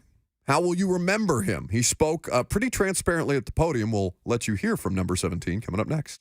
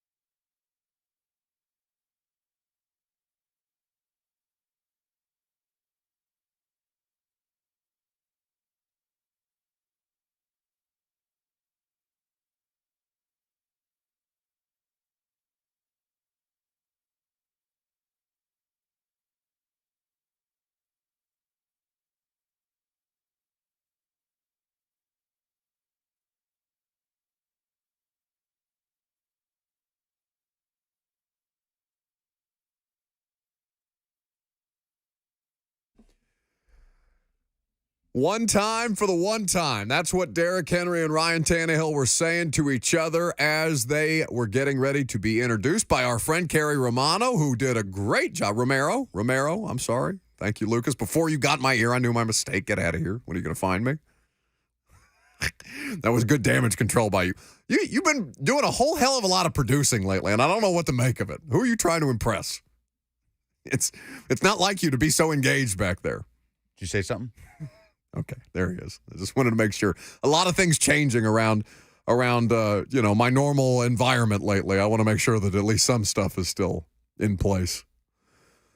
But yesterday you knew that there was going to be something, right? Whether it's Derrick Henry's last time running out of the tunnel at Nissan Stadium or who's going to be on the field to greet him. Lawan and Compton were out there. There was a lot of former teammates. Nate Washington, our buddy, was the legend of the game. A lot of people in the house to see Derrick's potentially last game. And he takes up a lot of air, as he should. He's one of the most iconic figures in Nashville sports history, Tennessee sports history, NFL history. Like, Derrick is singular. Tannehill is less so, but he's had a lot of great moments here and been responsible for a lot of happiness for a fan base that spent a lot of time trying to figure out what the hell they were going to do at quarterback and at least got, we'll call it, three great years of run out of him. More so regular season greatness, for sure. The playoffs in 2020 and 2021 is always something that he's going to be hit over the head with, and they haven't been back to the playoffs since the Bengals shattered them. But Ryan Tannehill had a couple of funny lines yesterday. He said, everybody knows what happened here. I think I can still play, and I'm paraphrasing a lot of this, but Ryan Tannehill publicly acknowledging he's not coming back. But he did say something funny about, trying to make sure that DeAndre Hopkins got his incentives yesterday, and this was him talking about going rogue. Yeah, no, I was very aware. Very aware. I thought we were actually a couple yards short, and I told him, hey, I'm going to get you this ball. I don't care what they call. I'm going to get you this ball. And they said he ended up getting it. So, thankful that I didn't have to go rogue there and call a pass play at the end. But I was like, hey, I got nothing to lose here. I mean, I'm out anyway. So, like, what are they going to do? You know what I mean? So, I'm thankful he was able to hit that. Obviously, wanted that for him and what he's meant for this team over the course of this year. Showed up for us week in and week out and made huge plays over the course of the season, and he definitely deserves it. Hopkins does deserve it, by the way. 17 games for the first time in his season, over 1,000 yards, 7 touchdowns. Dude was a stud all year long. $500,000 extra hitting his bank account. Not bad. Somebody in some Titan suite somewhere is just thinking, don't you throw him that ball. Don't. Not that second touchdown. We can give him $500,000, not $1.5 million. Well, that's the only thing he did not hit. So it was $250K for each one. He did not hit the 2 touchdowns, but he hit the catches, he hit the yards. Nick Ewing saying D-Hop lifting the number 10 curse. Do Titans fans consider 10 cursed after VY and Locker? I mean, there's been a couple other players who are 10, but Des Fitzpatrick. If you're a superstitious person, but I'm not. 615-737-1045 is how you join. You've also got the F&M Bank chat at your disposal if you want. Let's see. David in Nashville next. Hello. Hey. Man, love the show. Y'all are doing a great job today, sir. Thank you. Awesome. Okay, this is going to be weird, and I'm sorry, but they were showing Trevor Lawrence in the backfield, and they had the cameras on him.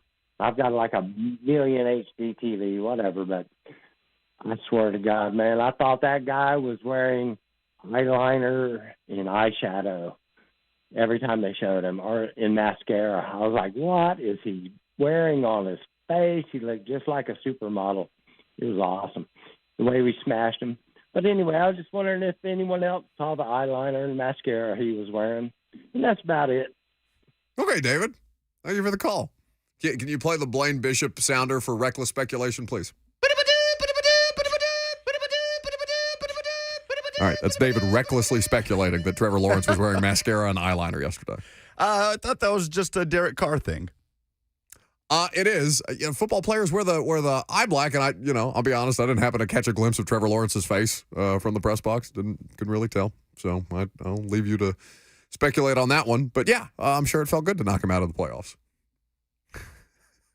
Thanks for the call, David. He said it looked like a supermodel. It was great.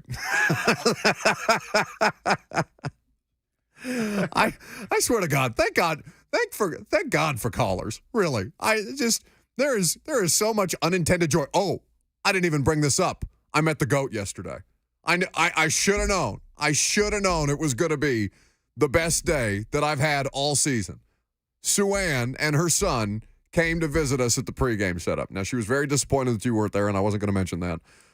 She sent a picture that we all took, Sue Ann, her son, and myself, and she said that we missed you in the picture and that I owed you a hug. I'm not going to give you that hug. I'm going to tell you right now. I'm not going to hug you from Sue Ann. Yes, you are. No, the last time a person tried to forcibly come in here and hug me, it was the coyote. You want to be the coyote today? No. I don't know what shots you've had either.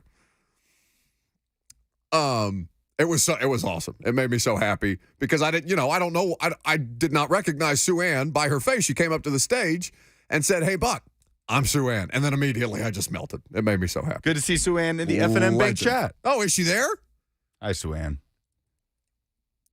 I'm not going to give Lucas that hug, Sue Ann. I'm going to be honest with you. I want to make sure that there's honesty in our relationship as a show with Sue Ann. There is no hug from me to Lucas. Sasquatch from the woods. What's happening? Hey, Buck. My question is do you think that Arthur Smith may come back as an offensive analysis? And do you think that could persuade Derrick to come back as running back because he had his best year when Art Smith was here?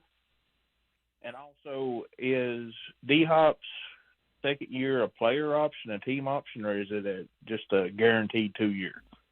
It is not a fully guaranteed 2-year contract. It's not a void year situation. So it is 2 years in principle, and there's guaranteed money associated with his second year. If they wanted to move DeAndre Hopkins or if they traded the contract, like there would be financial implications to that. So he is under contract next year. To Art. So he didn't say as an offensive coordinator there, you'll notice. He said kind of like the Jim Schwartz stuff, right? Bringing back at senior offensive assistant Arthur Smith. I like those vibes better than I like changing offensive coordinators. Yeah, how Art is perceived around the league is going to be interesting after this stint. He's perceived as the guy who couldn't get anything out of Kyle Pitts, Bijan Robinson, and Drake London. And Titans fans are screaming for him, which is hilarious because those... And did you mention Bijan there? Yes, I did. Okay. Because it's not just couldn't get anything out of him, it's an underutilization. No. Oh, and quickly, Tom Pelissero is reporting that that's not what you said. That's not the word Colts that you used. Suspended for gambling. Lucas. That is not the word you used. His name came out of my mouth. It did. We made eye contact.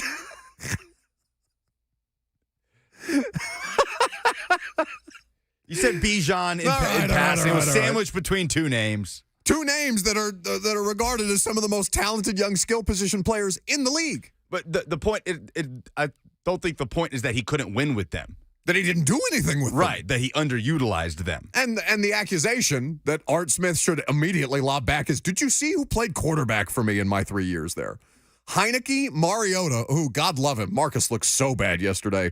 And I know the Eagles were getting their asses kicked anyway. They're shut out, they weren't shut out, but they were at one point being shut out 24-0. He immediately went in and threw a pick on his first play. Ian Rappaport had an additional perspective on the Mike Vrabel situation. That, of course, is in the wings today. Mike Vrabel is expected to meet with the media. You know what else? The Mike Vrabel show is scheduled for 6 p.m. tonight on 104.5 The Zone. Now, Mike Keith, I was listening to the Titans radio broadcast in the press box. Mike Keith was saying that there would be a season wrap-up on the Mike Vrabel show. Now, who is doing that season wrap-up? Who's to say? But the Mike Vrabel Show, for those of you interested, at 6 p.m. tonight, right here on 104.5 The Zone. Rap sheet next.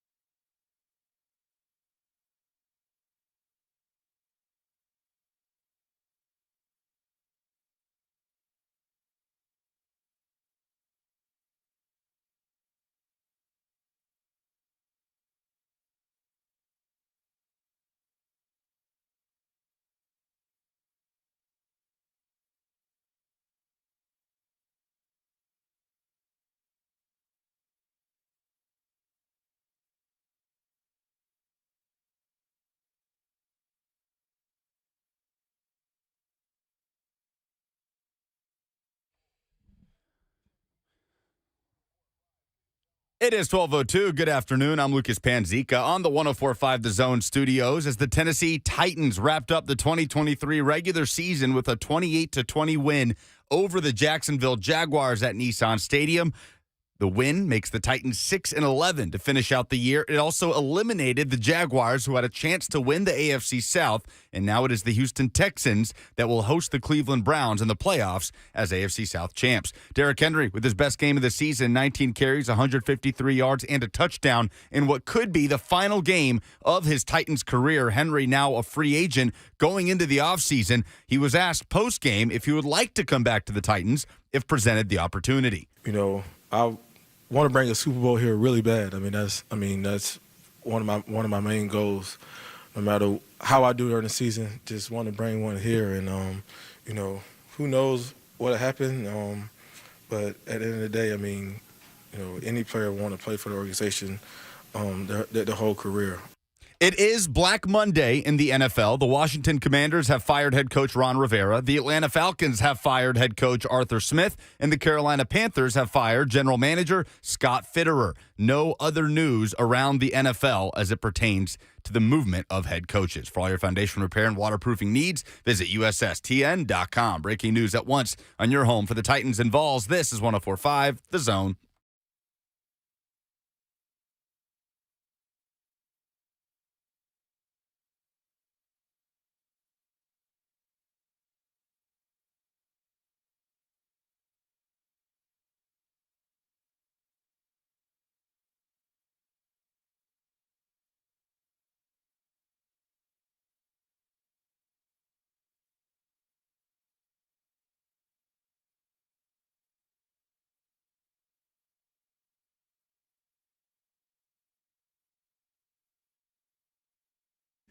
Final hour.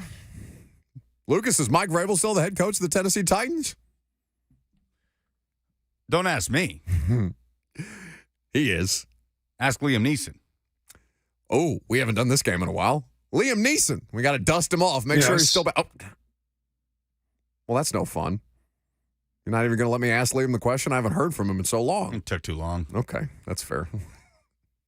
It's not like we don't... We literally have to talk for 3 hours. It's not like I can get to anything too slowly throughout the course of the day when nothing has actually happened. Nothing has actually happened. They haven't met yet. They're going to meet. Mike Vrabel's going to let the players know as soon as he knows. Will Levis, Mickey Ryan was at locker room cleanout day, Lucas. It's probably worth grabbing that audio from Mickey because we'll play for you the most concrete thing that's out. That is the most concrete thing that is out there about Mike Vrabel. We'll let you know it right now as soon as Lucas pulls up the Will Levis audio. And, of course, locker room cleanout day, a lot of players being asked a lot of different things. Mike Vrabel not scheduled to speak on locker room cleanout day. Titans PR saying that there will be a press conference with Mike Vrabel later in the week. One would assume it's after he's had his meetings. The Mike Vrabel show is scheduled for 6 p.m. tonight right here on 104.5 The Zone. I don't know if he's hosting it or co-hosting it. Or who fills in for him when he's got something? Rand doesn't ever do it, does he?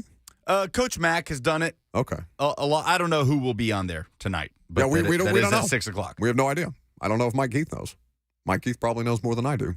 But so right now, you can see if Mike Vrabel talks on his radio show and not to the media at 6 p.m.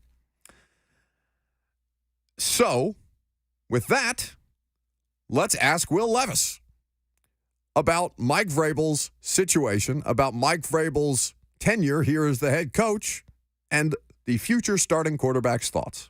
How much would it help you to go forward with the same people in the same system? I love everyone in this building. I hope it stays the same, and I hope that we're all able to grow and we're all able to stick together. Obviously, I don't have a say in any of those types of things, but hopefully it stays together and we're able to keep this thing rolling. Do you pay attention to that stuff at all? No, I'd heard of rumblings, Best to just ask the man himself, So that's what I did. Have you talked to him though about next year and things like that? Yeah, he's gonna communicate with us as soon as he knows, but I know he wants to be here, and I don't really pay attention to what I see other than the information that I feel like is concrete and that I can get from people in this building. Levis and Vrabel have talked. Vrabel wants to be here. he's going to let the players know as soon as he knows. That's the most Mike Vrabel stuff ever. That's straight from the horse's mouth, right? Other than last week when he was asked, do you want to be back? And he said, of course I want to be back as long as we can win. And he will speak to the media at some point this week. What's wrong with you? What's Tom Pelissero reporting? When did you say that, Buck? When did you say he will speak to the media at some point this week? Not 2 minutes ago.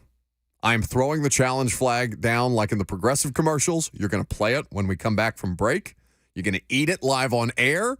And then you're going to, I hope, at some point, ask yourself some serious questions. Everybody else is going to self-scout in the offseason. Are you? You said that in this segment? Then, I don't believe you. Lucas? That's just a flat out 2 minutes ago. Swear to God, I already have a headache. You're killing me here. That's the most concrete thing that we've heard about Mike Vrabel. What Will Levis just said right there. Not Josina Anderson saying that league sources are saying that it's 50-50 shot that Mike Vrabel's back with the Titans. What the hell does that mean? Sources say. Not Adam Schefter saying that sources around the league are speculating whether Mike Vrabel is happy in his current situations. Not even sources say, but sources speculating. Not Tom Pelissero saying that Mike Vrabel and Amy Adams Strunk are going to have a meeting at some point about his future. Because the meeting date isn't even concrete yet. The most concrete thing you've got on Mike Vrabel and his status, as soon as he knows, he's going to tell the players and he wants to be back here. Everything else is it's a 24-hour news cycle, and just like there's blood in the water for fans, you guys are going to consume this at a rate that is disgusting. I work for a digital media company. I'm an independent contractor for A to Z Sports. Of course, I know what does impressions on their website. I know that they know what does impressions on their website. You guys want to know everything there is to know about Mike Vrabel. The only problem is nobody knows anything about Mike Vrabel until such time as he has this meeting. So it's not to undermine every other person out here trying to report or trying to find something on Mike Vrabel. What did we start the show with? Nobody knows anything concrete. And if they act like they do, what? What did you say earlier? I don't remember. Oh, my God. They're lying. Nobody knows anything definitively about Mike Vrabel's situation right now. Now, that in and of itself is news, because we went from Mike Vrabel 6 weeks ago, Ready, Steady Vrabel. Diana Rossini's reporting was the most concrete thing out there about Mike Vrabel, that the organization knew the roster had faults, that they were prepared to move forward with Mike Vrabel as their coach. Ready, Steady Vrabel. 6 weeks, a long time. That logic, that steadiness has changed. I don't think that's necessarily a good thing. I don't think it's a bad thing. I just am curious to know if they have a plan, because their plan was Vrabel and Carthon, and now all of a sudden the plan is not the plan anymore? Then what's the plan? Amy Adams Strunk's not going to give a press conference about this. There's going to be a statement. And this was Ian Rappaport of the NFL Network kind of summing up what's been going on around Mike Vrabel for the better part of 3 days now. I'm sorry I'm laughing.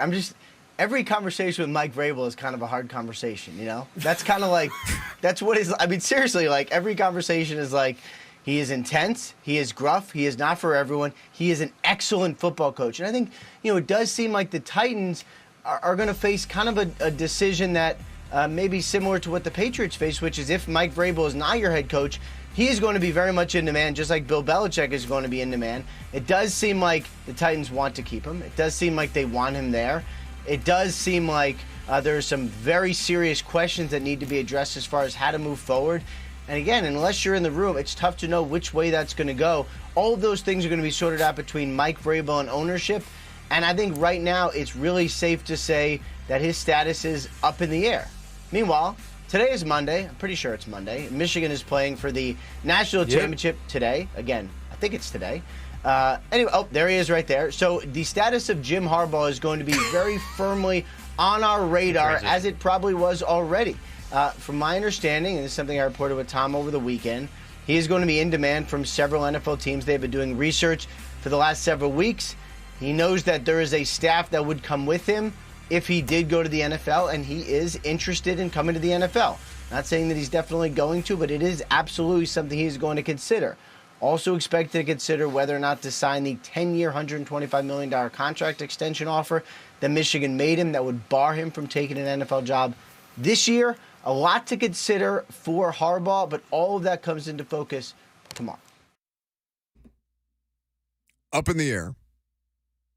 Now, some very serious things that need to be addressed about how to move forward is all the weirdness we've been talking about all offseason. Remember a couple of weeks ago when we're going back when there's the Bedard thing and then there's the Tehran thing and the teach tape created for the coaching staffs and there are people reaching out to me questioning the existence and all this weird bleep that keeps going on in their facility. They got a lot of different moving parts and pieces and they kind of seem to lack a collective direction. That is something that somebody in Mike Vrabel's position cannot afford to work with. So, whether Amy thinks that the situation is right the way that it's set up, whether there is room for compromise, whether Mike Vrabel finds the situation untenable, all of these things are going to be addressed when they talk.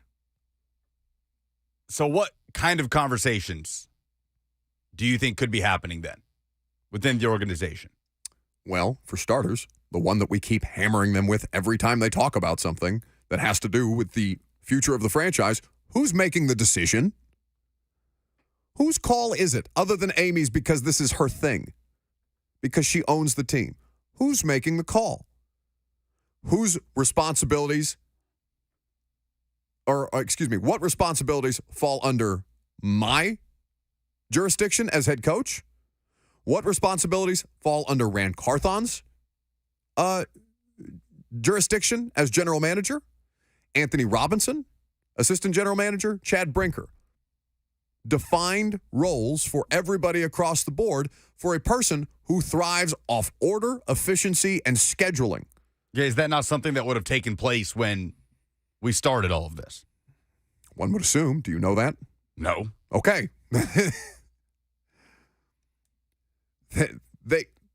They have to figure, they don't have to figure this out. They have to make a decision on how they want to proceed.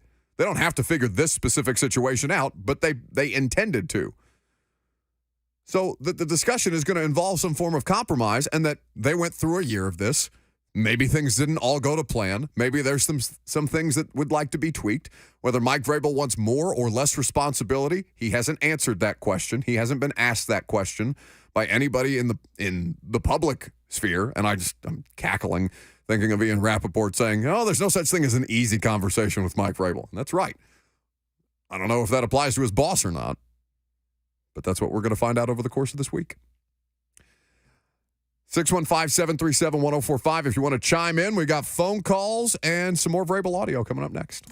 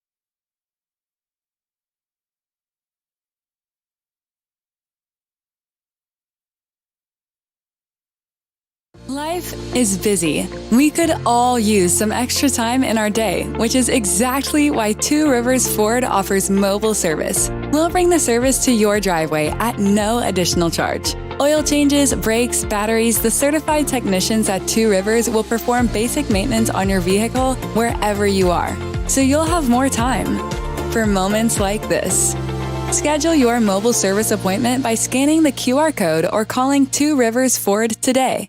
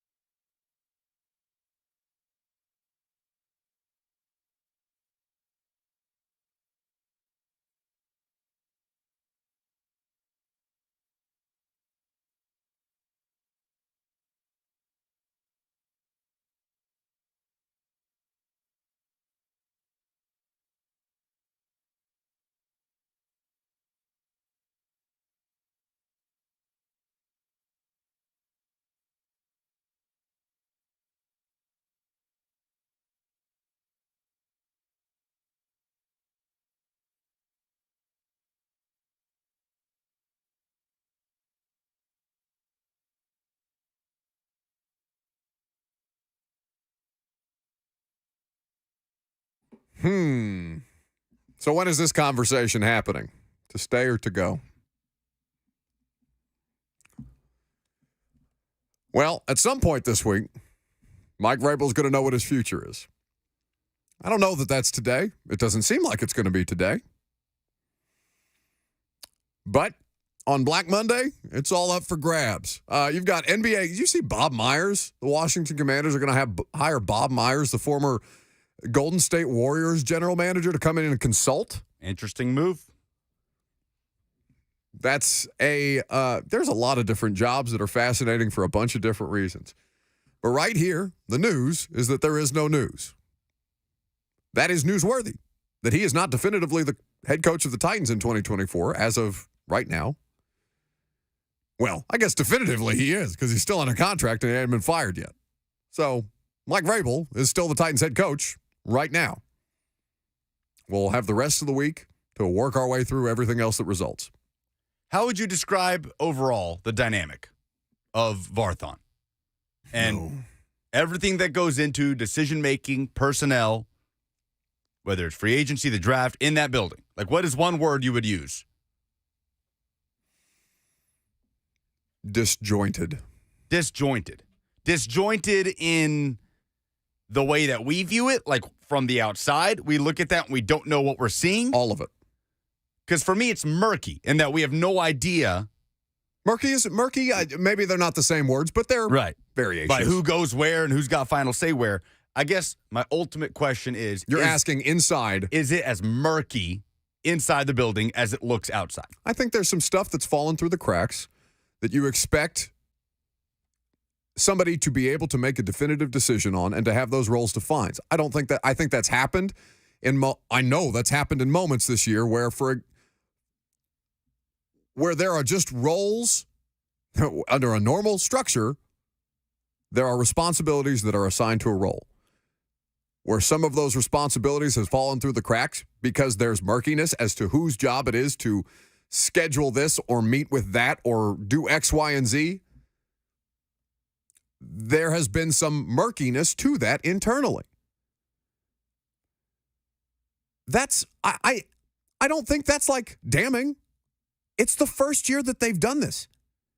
It's the first year of this new structure with a general manager and two assistant GMs, Mike Vrabel in his role, and that it didn't go, 100% according to plan right out of the gate and resulted in a bad football season, whether that was because of how it's structured or because of how bad the roster sucks. Or likely some combination of the two.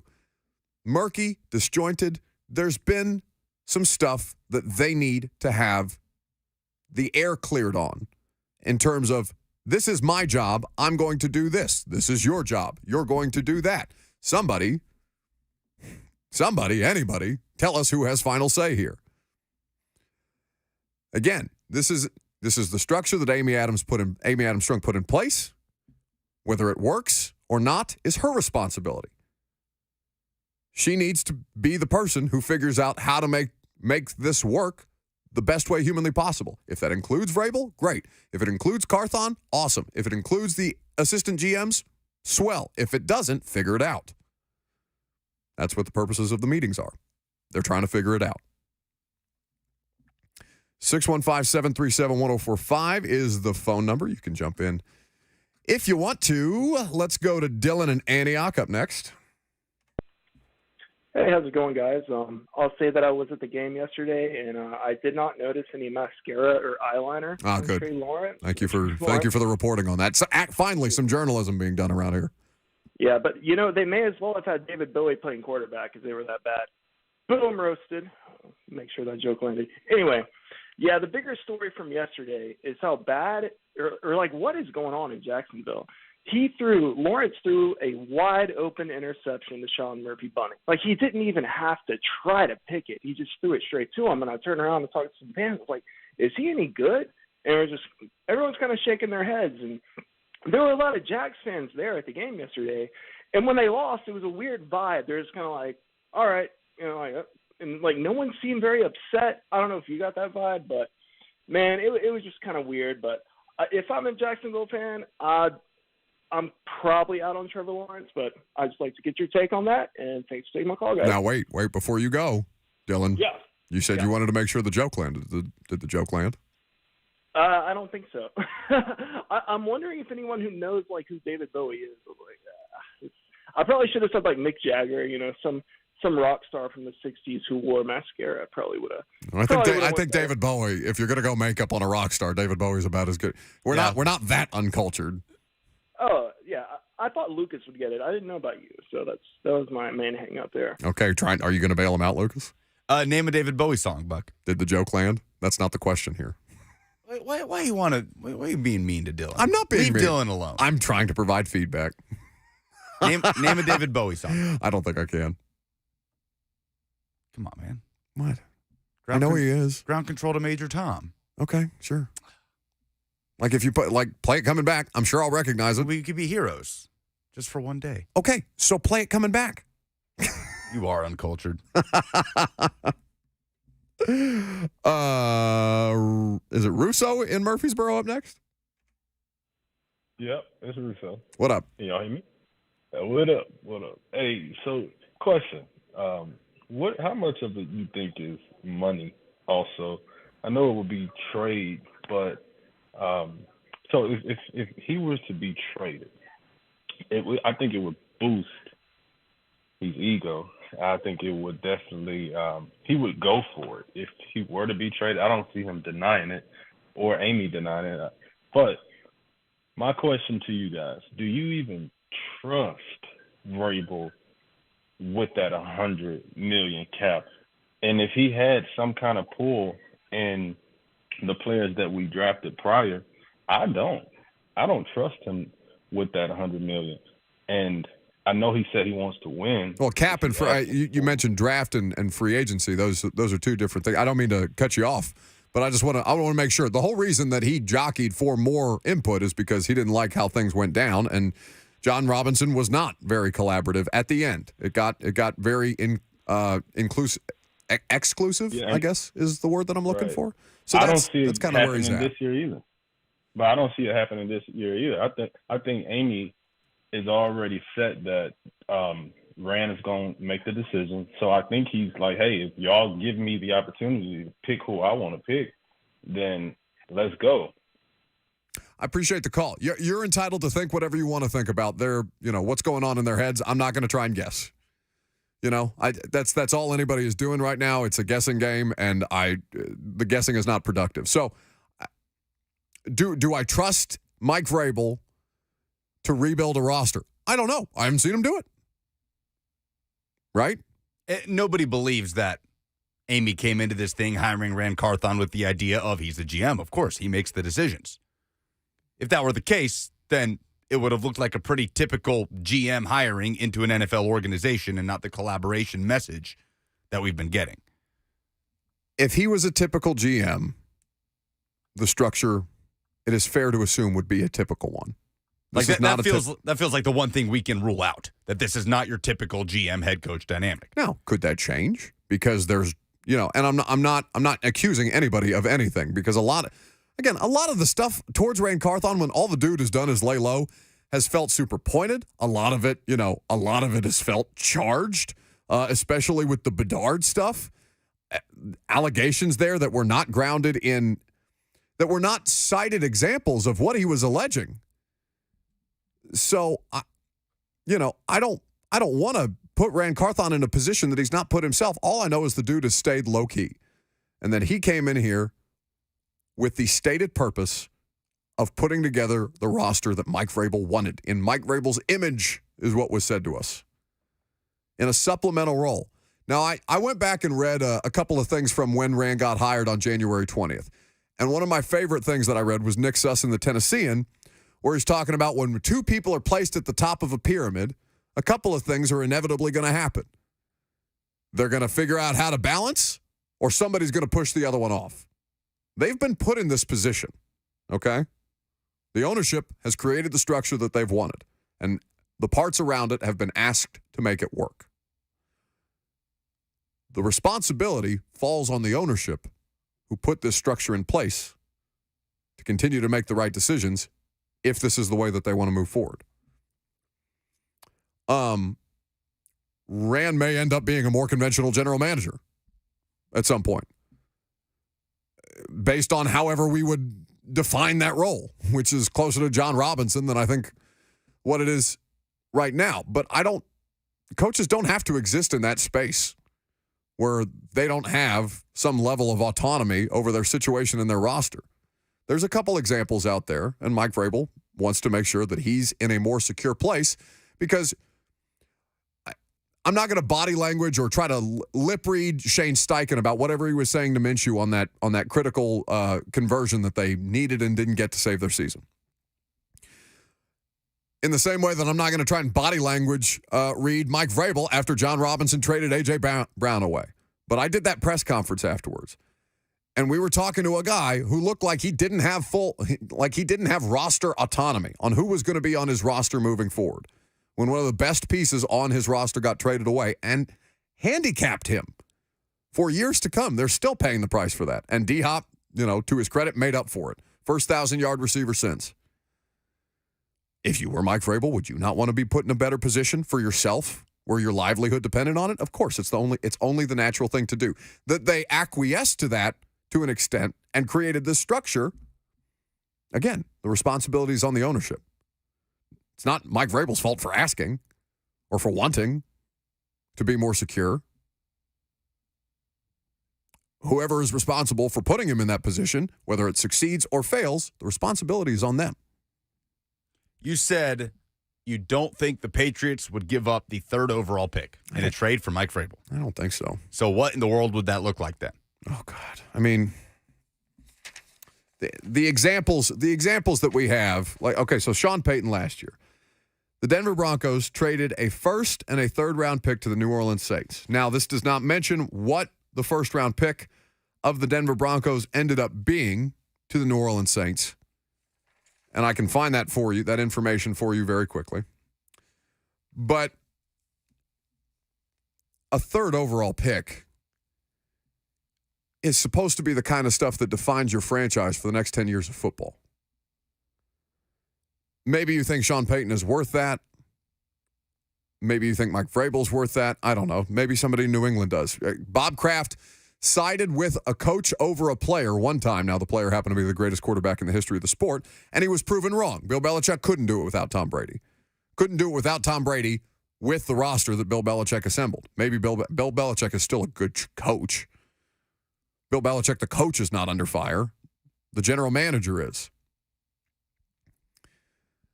So maybe Bob Kraft looks around and says, well, I made the mistake once of not trusting my guys. This is a players' league. Let's go with the players. Mike Vrabel, former player. I know him. I trust him. Maybe this is the decision that he needs to make. Bill Belichick hasn't lost his job yet today. So, it's like Mike Vrabel. Mike Vrabel's the coach of the Titans until he's not. Bill Belichick's the coach of the Patriots until he's not. The Patriots have 7 picks in the upcoming draft, 1 in each round. Very simple, just 1 through 7. Titans don't have a 3rd-round pick because of the Will Levis trade. Bill Belichick was acquired by the Patriots in exchange for a 1st-round pick sent to Cleveland when Belichick was hired. And he was not, like Sean Payton, a Super Bowl winning coach. He wasn't Bill Belichick yet. No. He wasn't even Sean Payton, right? He wasn't even at that level when he was traded to the Patriots. So, how much are you talking about then? It has to be better than a 2nd-round pick, though. 2025 1st-round pick. Future firsts? Right.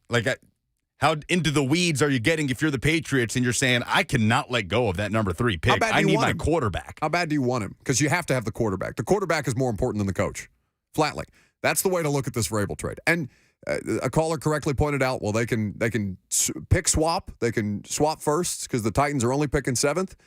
You can get Michael Penix. You can get a quarterback at 7 overall in this draft. But can you get the quarterback? They had the quarterback for the longest. They don't want to live that life without one again. 615-737-1045 is how you join. Leon in Nashville is next. Hey, Leon. Hey there. What's up? You guys are getting pretty deep now. I've got what I think is fairly simple observation from a fan. we've been hearing for 2 years about how we got to fix the offensive line. Got to fix the offensive line. About the same length of time about we got to be more creative on offense. Got to be more creative. As a fan, if they let Derrick Henry go and then fix the offensive line, I'm going to be pissed. Because as we saw yesterday, with an offensive line that could actually keep the defense out of the backfield before the handoff, Derrick Henry is still Derrick Henry. And I think he may be 30 years old, but the last couple of years he's only played 2 downs of every 4 almost. So he doesn't maybe have the mileage that would have been true of a 30-year-old in the old days. And I think he showed the heart and the physical capacity to be an effective guy next year with an offensive line. And throw a little bit of creativity into the offensive play calling like they did show yesterday. And we're there. That's it. Thanks for the call, Leon. We appreciate it. 60 seconds on the clock. Yeah, we'll have all offseason to talk about bringing Henry back or not. It's kind of like Colts fans with Andrew Luck. Andrew Luck didn't have an offensive line. Andrew Luck just running for his life out there. Andrew Luck retired because of injuries, and he's sick of the rehab and sick of feeling hurt all the time. What happened in like the next 2 years? Colts had the best offensive line in football. So it happens like that. It can't always be perfect. Go to Suzanne next. Hey, Suzanne. Hey, how are you? Good. I am calling. I have a question about Mike Vrabel. Mm-hmm. Is he a good coach? Is he somebody that we want to hang on to? Lucas and I talked about this earlier. He has been a good coach to this point. He is over 500 in his career. He has 3 playoff appearances. 3 playoff appearances in this will be his 6th season. He's been over the most successful run of Titans football since Jeff Fisher. And not sample size Jeff Fisher, like kind of peak Jeff Fisher. I mean, peak Jeff Fisher went to a Super Bowl, so maybe that's too far, but, somewhere close to that. So, yeah, he's a good coach. I mean, I'm not going to argue that he's the best coach in the league or that he's a substantially different coach or better coach than when he got here. I think, yeah, Mike's a good coach. All right, last call for phone call, 615-737-1045. If you got him, no news as of yet, but we'll keep you updated. Blaine and Mickey and 3HL will, of course, be on the air until 6 p.m. today in case anything happens. Doesn't sound like there's anything imminent today, but it's head on a swivel season. I'm Buck Rising. It's 104.5 The Zone.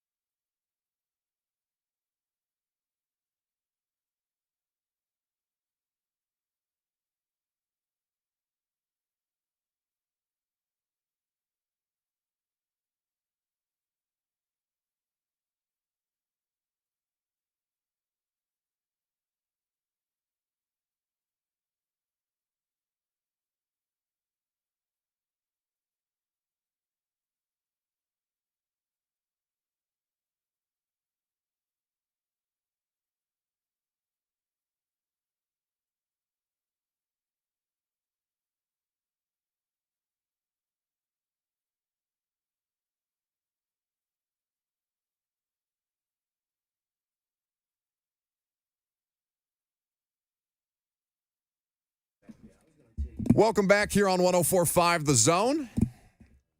615-737-1045 is the number. Last call for phone calls. If you got them, feel free to jump in the F&M Bank chat as well. So with everything that's, out there today, like I said, Titans media went to the facility for locker room cleanout day. Players, every player that they wanted to talk to, apparently, from Derrick Henry to Ryan Tannehill to Will Levis to Jeff Simmons, to guys who are on IR, guys who have been missing time and all these other things, were available to speak as they cleared out their locker room. The only person who was not available to speak is Mike Vrabel, because his job status is uncertain today, it would seem. Now, that is not something that's changed. It sounds like it's going to continue to kind of be up in the air as they move forward, as they move into self-eval mode and year-end meetings with Mike and with Rand, with their staffs, with the scouts, with the players, all these different things before everybody books their flights for Cancun and golf trips because the season is over, and they knew that the season was going to be over since Christmas.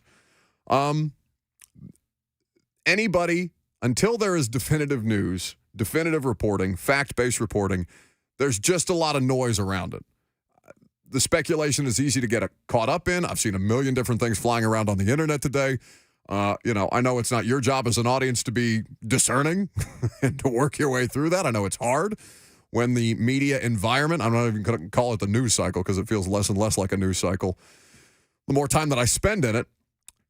But I would not try and get too far ahead of yourself before there is actual news that's out there. Right now, the most fact-based stuff that we have is that Mike Vrabel told the players that he wants to be back, that he is going to let the players know when he knows for certain whether he's going to be back or not.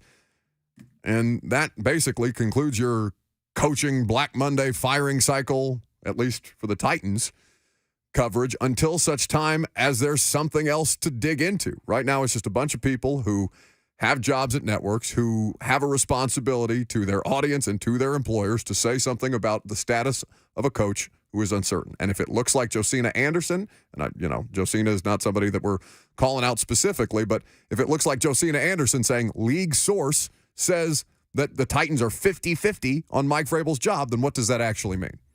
Don't just retweet it. Don't just get all hot and bothered about it. Don't just send it for somebody else like Blaine or Mickey or Brent or Slay or Dawn or whomever else is on the air right now to kind of make sense for you. Read the tweet, see if it makes sense, be discerning. That's what it is. Black Monday's complicated that way. 615-737-1045 is how you jump in. Let's go to Jared in Mount Juliet next. How's it going, guys? What's up? Hey, so correct me if I'm wrong, but there's a non-compete among NFL owners when it comes to head coaches, correct? A non-compete? Well, they've agreed they don't go after coaches that are under contract. Maybe there's something out there that kind of sounds like that handshake agreement between a bunch of college conferences last year, where it's just kind of like, we won't break the line here. On it, you'll find out they don't pursue coaches under contract. They would have to propose a trade, Jared. Okay, yeah, correct. So what I get tired of is acting like is that Vrabel holds the leverage here. I'm a season ticket holder. I go to watch the Titans play. I don't go to watch Vrabel coach. Sure. So if I'm the Titans, I say, and Vrabel sits down and he wants more power and more control over the roster, I say, okay, go ahead and sign this extension because we're committed to you, and we're going to lock you in even further. And then so that does away with, hey, I'm going to go to the Patriots at the end of every season from now on. So that's exactly the way I'd pay it. And if he does want to go, if I'm the Titans, I say, okay, they're going to pay a heavy price. Forget 2 first-rounders. I want 3. Or you're just going to stay here. But this decision ultimately is up to Amy Adams-Strunk. For sure. So that's all I'm saying. I mean, I agree with you. It's a bunch of noise at this point. We'll kind of see what happens. But, this is nothing new. Teams sit down. They go over, hey, here's what needs to happen. I think Carthon's done a good job up until now. Thanks for the call, Jared. Yeah, I mean, you cannot outright pursue a coach under contract. There has to be permissions granted by the organization. And I would say to you that all that matters as much as it does when you want to leak something, soft float something to the Boston sports media about Mike Vrabel being the next Patriots coach, and then it stirs up a whole bunch of bleep. So, but we've talked about it. Mike Vrabel will not be the coach of the Patriots unless the Tennessee Titans are okay with him being the coach of the Patriots and get whatever compensation they feel is fair for it. Correct. Vrabel, he can't leverage them into saying, give me what I want or I'm heading to New England. people, and I think the caller is correct in saying people are tired of hearing Vrabel could have any job that he wants. Nobody is saying that. In fact, the market for Mike Vrabel is going to be a fascinating one if, in fact, he does get to a market type of situation that doesn't involve a trade. Because, again, he's under contract here. All right, we've rambled on far too much. I don't want to get into Blaine and Mickey's time, and we have to do something silly like polls. So go ahead and do it. I don't know who you are, but I know what it's time for. A poll update on the Buck Rising Show. Here's a young man with a very particular set of skills. With the final numbers, here's Buck Rising Show correspondent and producer, Lucas Panzica. Presented by Two Rivers Ford, who sells below MSRP on any non-specialty new Ford. Do you think Mike Vrabel is back with the Titans in 2024? 76% are saying yes. I mean, I think it's more likely than not because he's under contract. But, you know, it's been a weird day. Vibes were weird yesterday at Nissan. What did you enjoy most about the Titans' win yesterday? Stephanie says being able to talk trash to Jags fans afterwards. Jordan says ending the Jags season. Tyler says the revenge from the way last season ended. Karen liked seeing Derrick Henry finish strong. Tim liked seeing Derrick Henry doing Derrick Henry things. And Darren Henry, probably the person that we saw for the vast majority of the season. Derrick Henry is the person who I saw performing at Nissan Stadium yesterday to the tune of 152 yards on 19 carries, a touchdown, 8.1 yards per carry. It was a great way. If that's the end for him here in a Titans uniform, it was spectacular. I know fans went out to see him. I know he loved spending extra time and kind of paying some lip service to not just Titans fans, but a lot of people in the organization. He had like a whole 2-minute speech prepared about everybody who's ever done anything for him, from people who clean the facility, do their laundry, to the people who take the pictures of him walking on to the plane for road games, you know, dripped out to the nines. Is Trevor Lawrence good? 75% say no. Almost just threw my whole jug of water onto our shiny, bright, new radio studio and ruined another $1,500. Stop bringing water into this. This one's got a lid, damn it. It's got a lid. What would be the better college football playoff storyline tonight? The national championship game, by the way, is tonight. We didn't talk about it. 6:30 kickoff, Michigan and Washington. What would be the better storyline? Harbaugh leading Michigan through all the allegations, the suspensions, all of the noise around that program to the promised land of a title. That was the goal when he was hired. Or Michael Penix. That's very wordy. In his rise with Washington. Oh, for you to be calling somebody wordy. 76%. My name's on the show. I get to be. 76% say Washington would be the better college football story. Michael Penix and his rise through the ranks, leading them to a title. Who Well, you yeah, got because tonight? if Michigan, I would take Washington. Honestly, I think I'm with you. I think it's a weird matchup. I don't know who's going to dictate that style of play, and that concludes our national championship coverage for the day because we didn't talk about it but for 5 seconds. That was the ball. Terrible. College football's got to be so pissed. Black Monday just completely overtaking the news cycle. Anyway, I'm sure a lot of you are going to want to hear what Blaine and Mickey have to say about everything that's going on with the Titans, all the weird vibes. We'll be back at it tonight, A to Z Sports Prime Time, 8 p.m. live stream. Actually, I don't know what time it's going to be because the national championship is probably going to cause me to move that, so stay tuned. And if not, I'll talk to you at 10 a.m. tomorrow morning.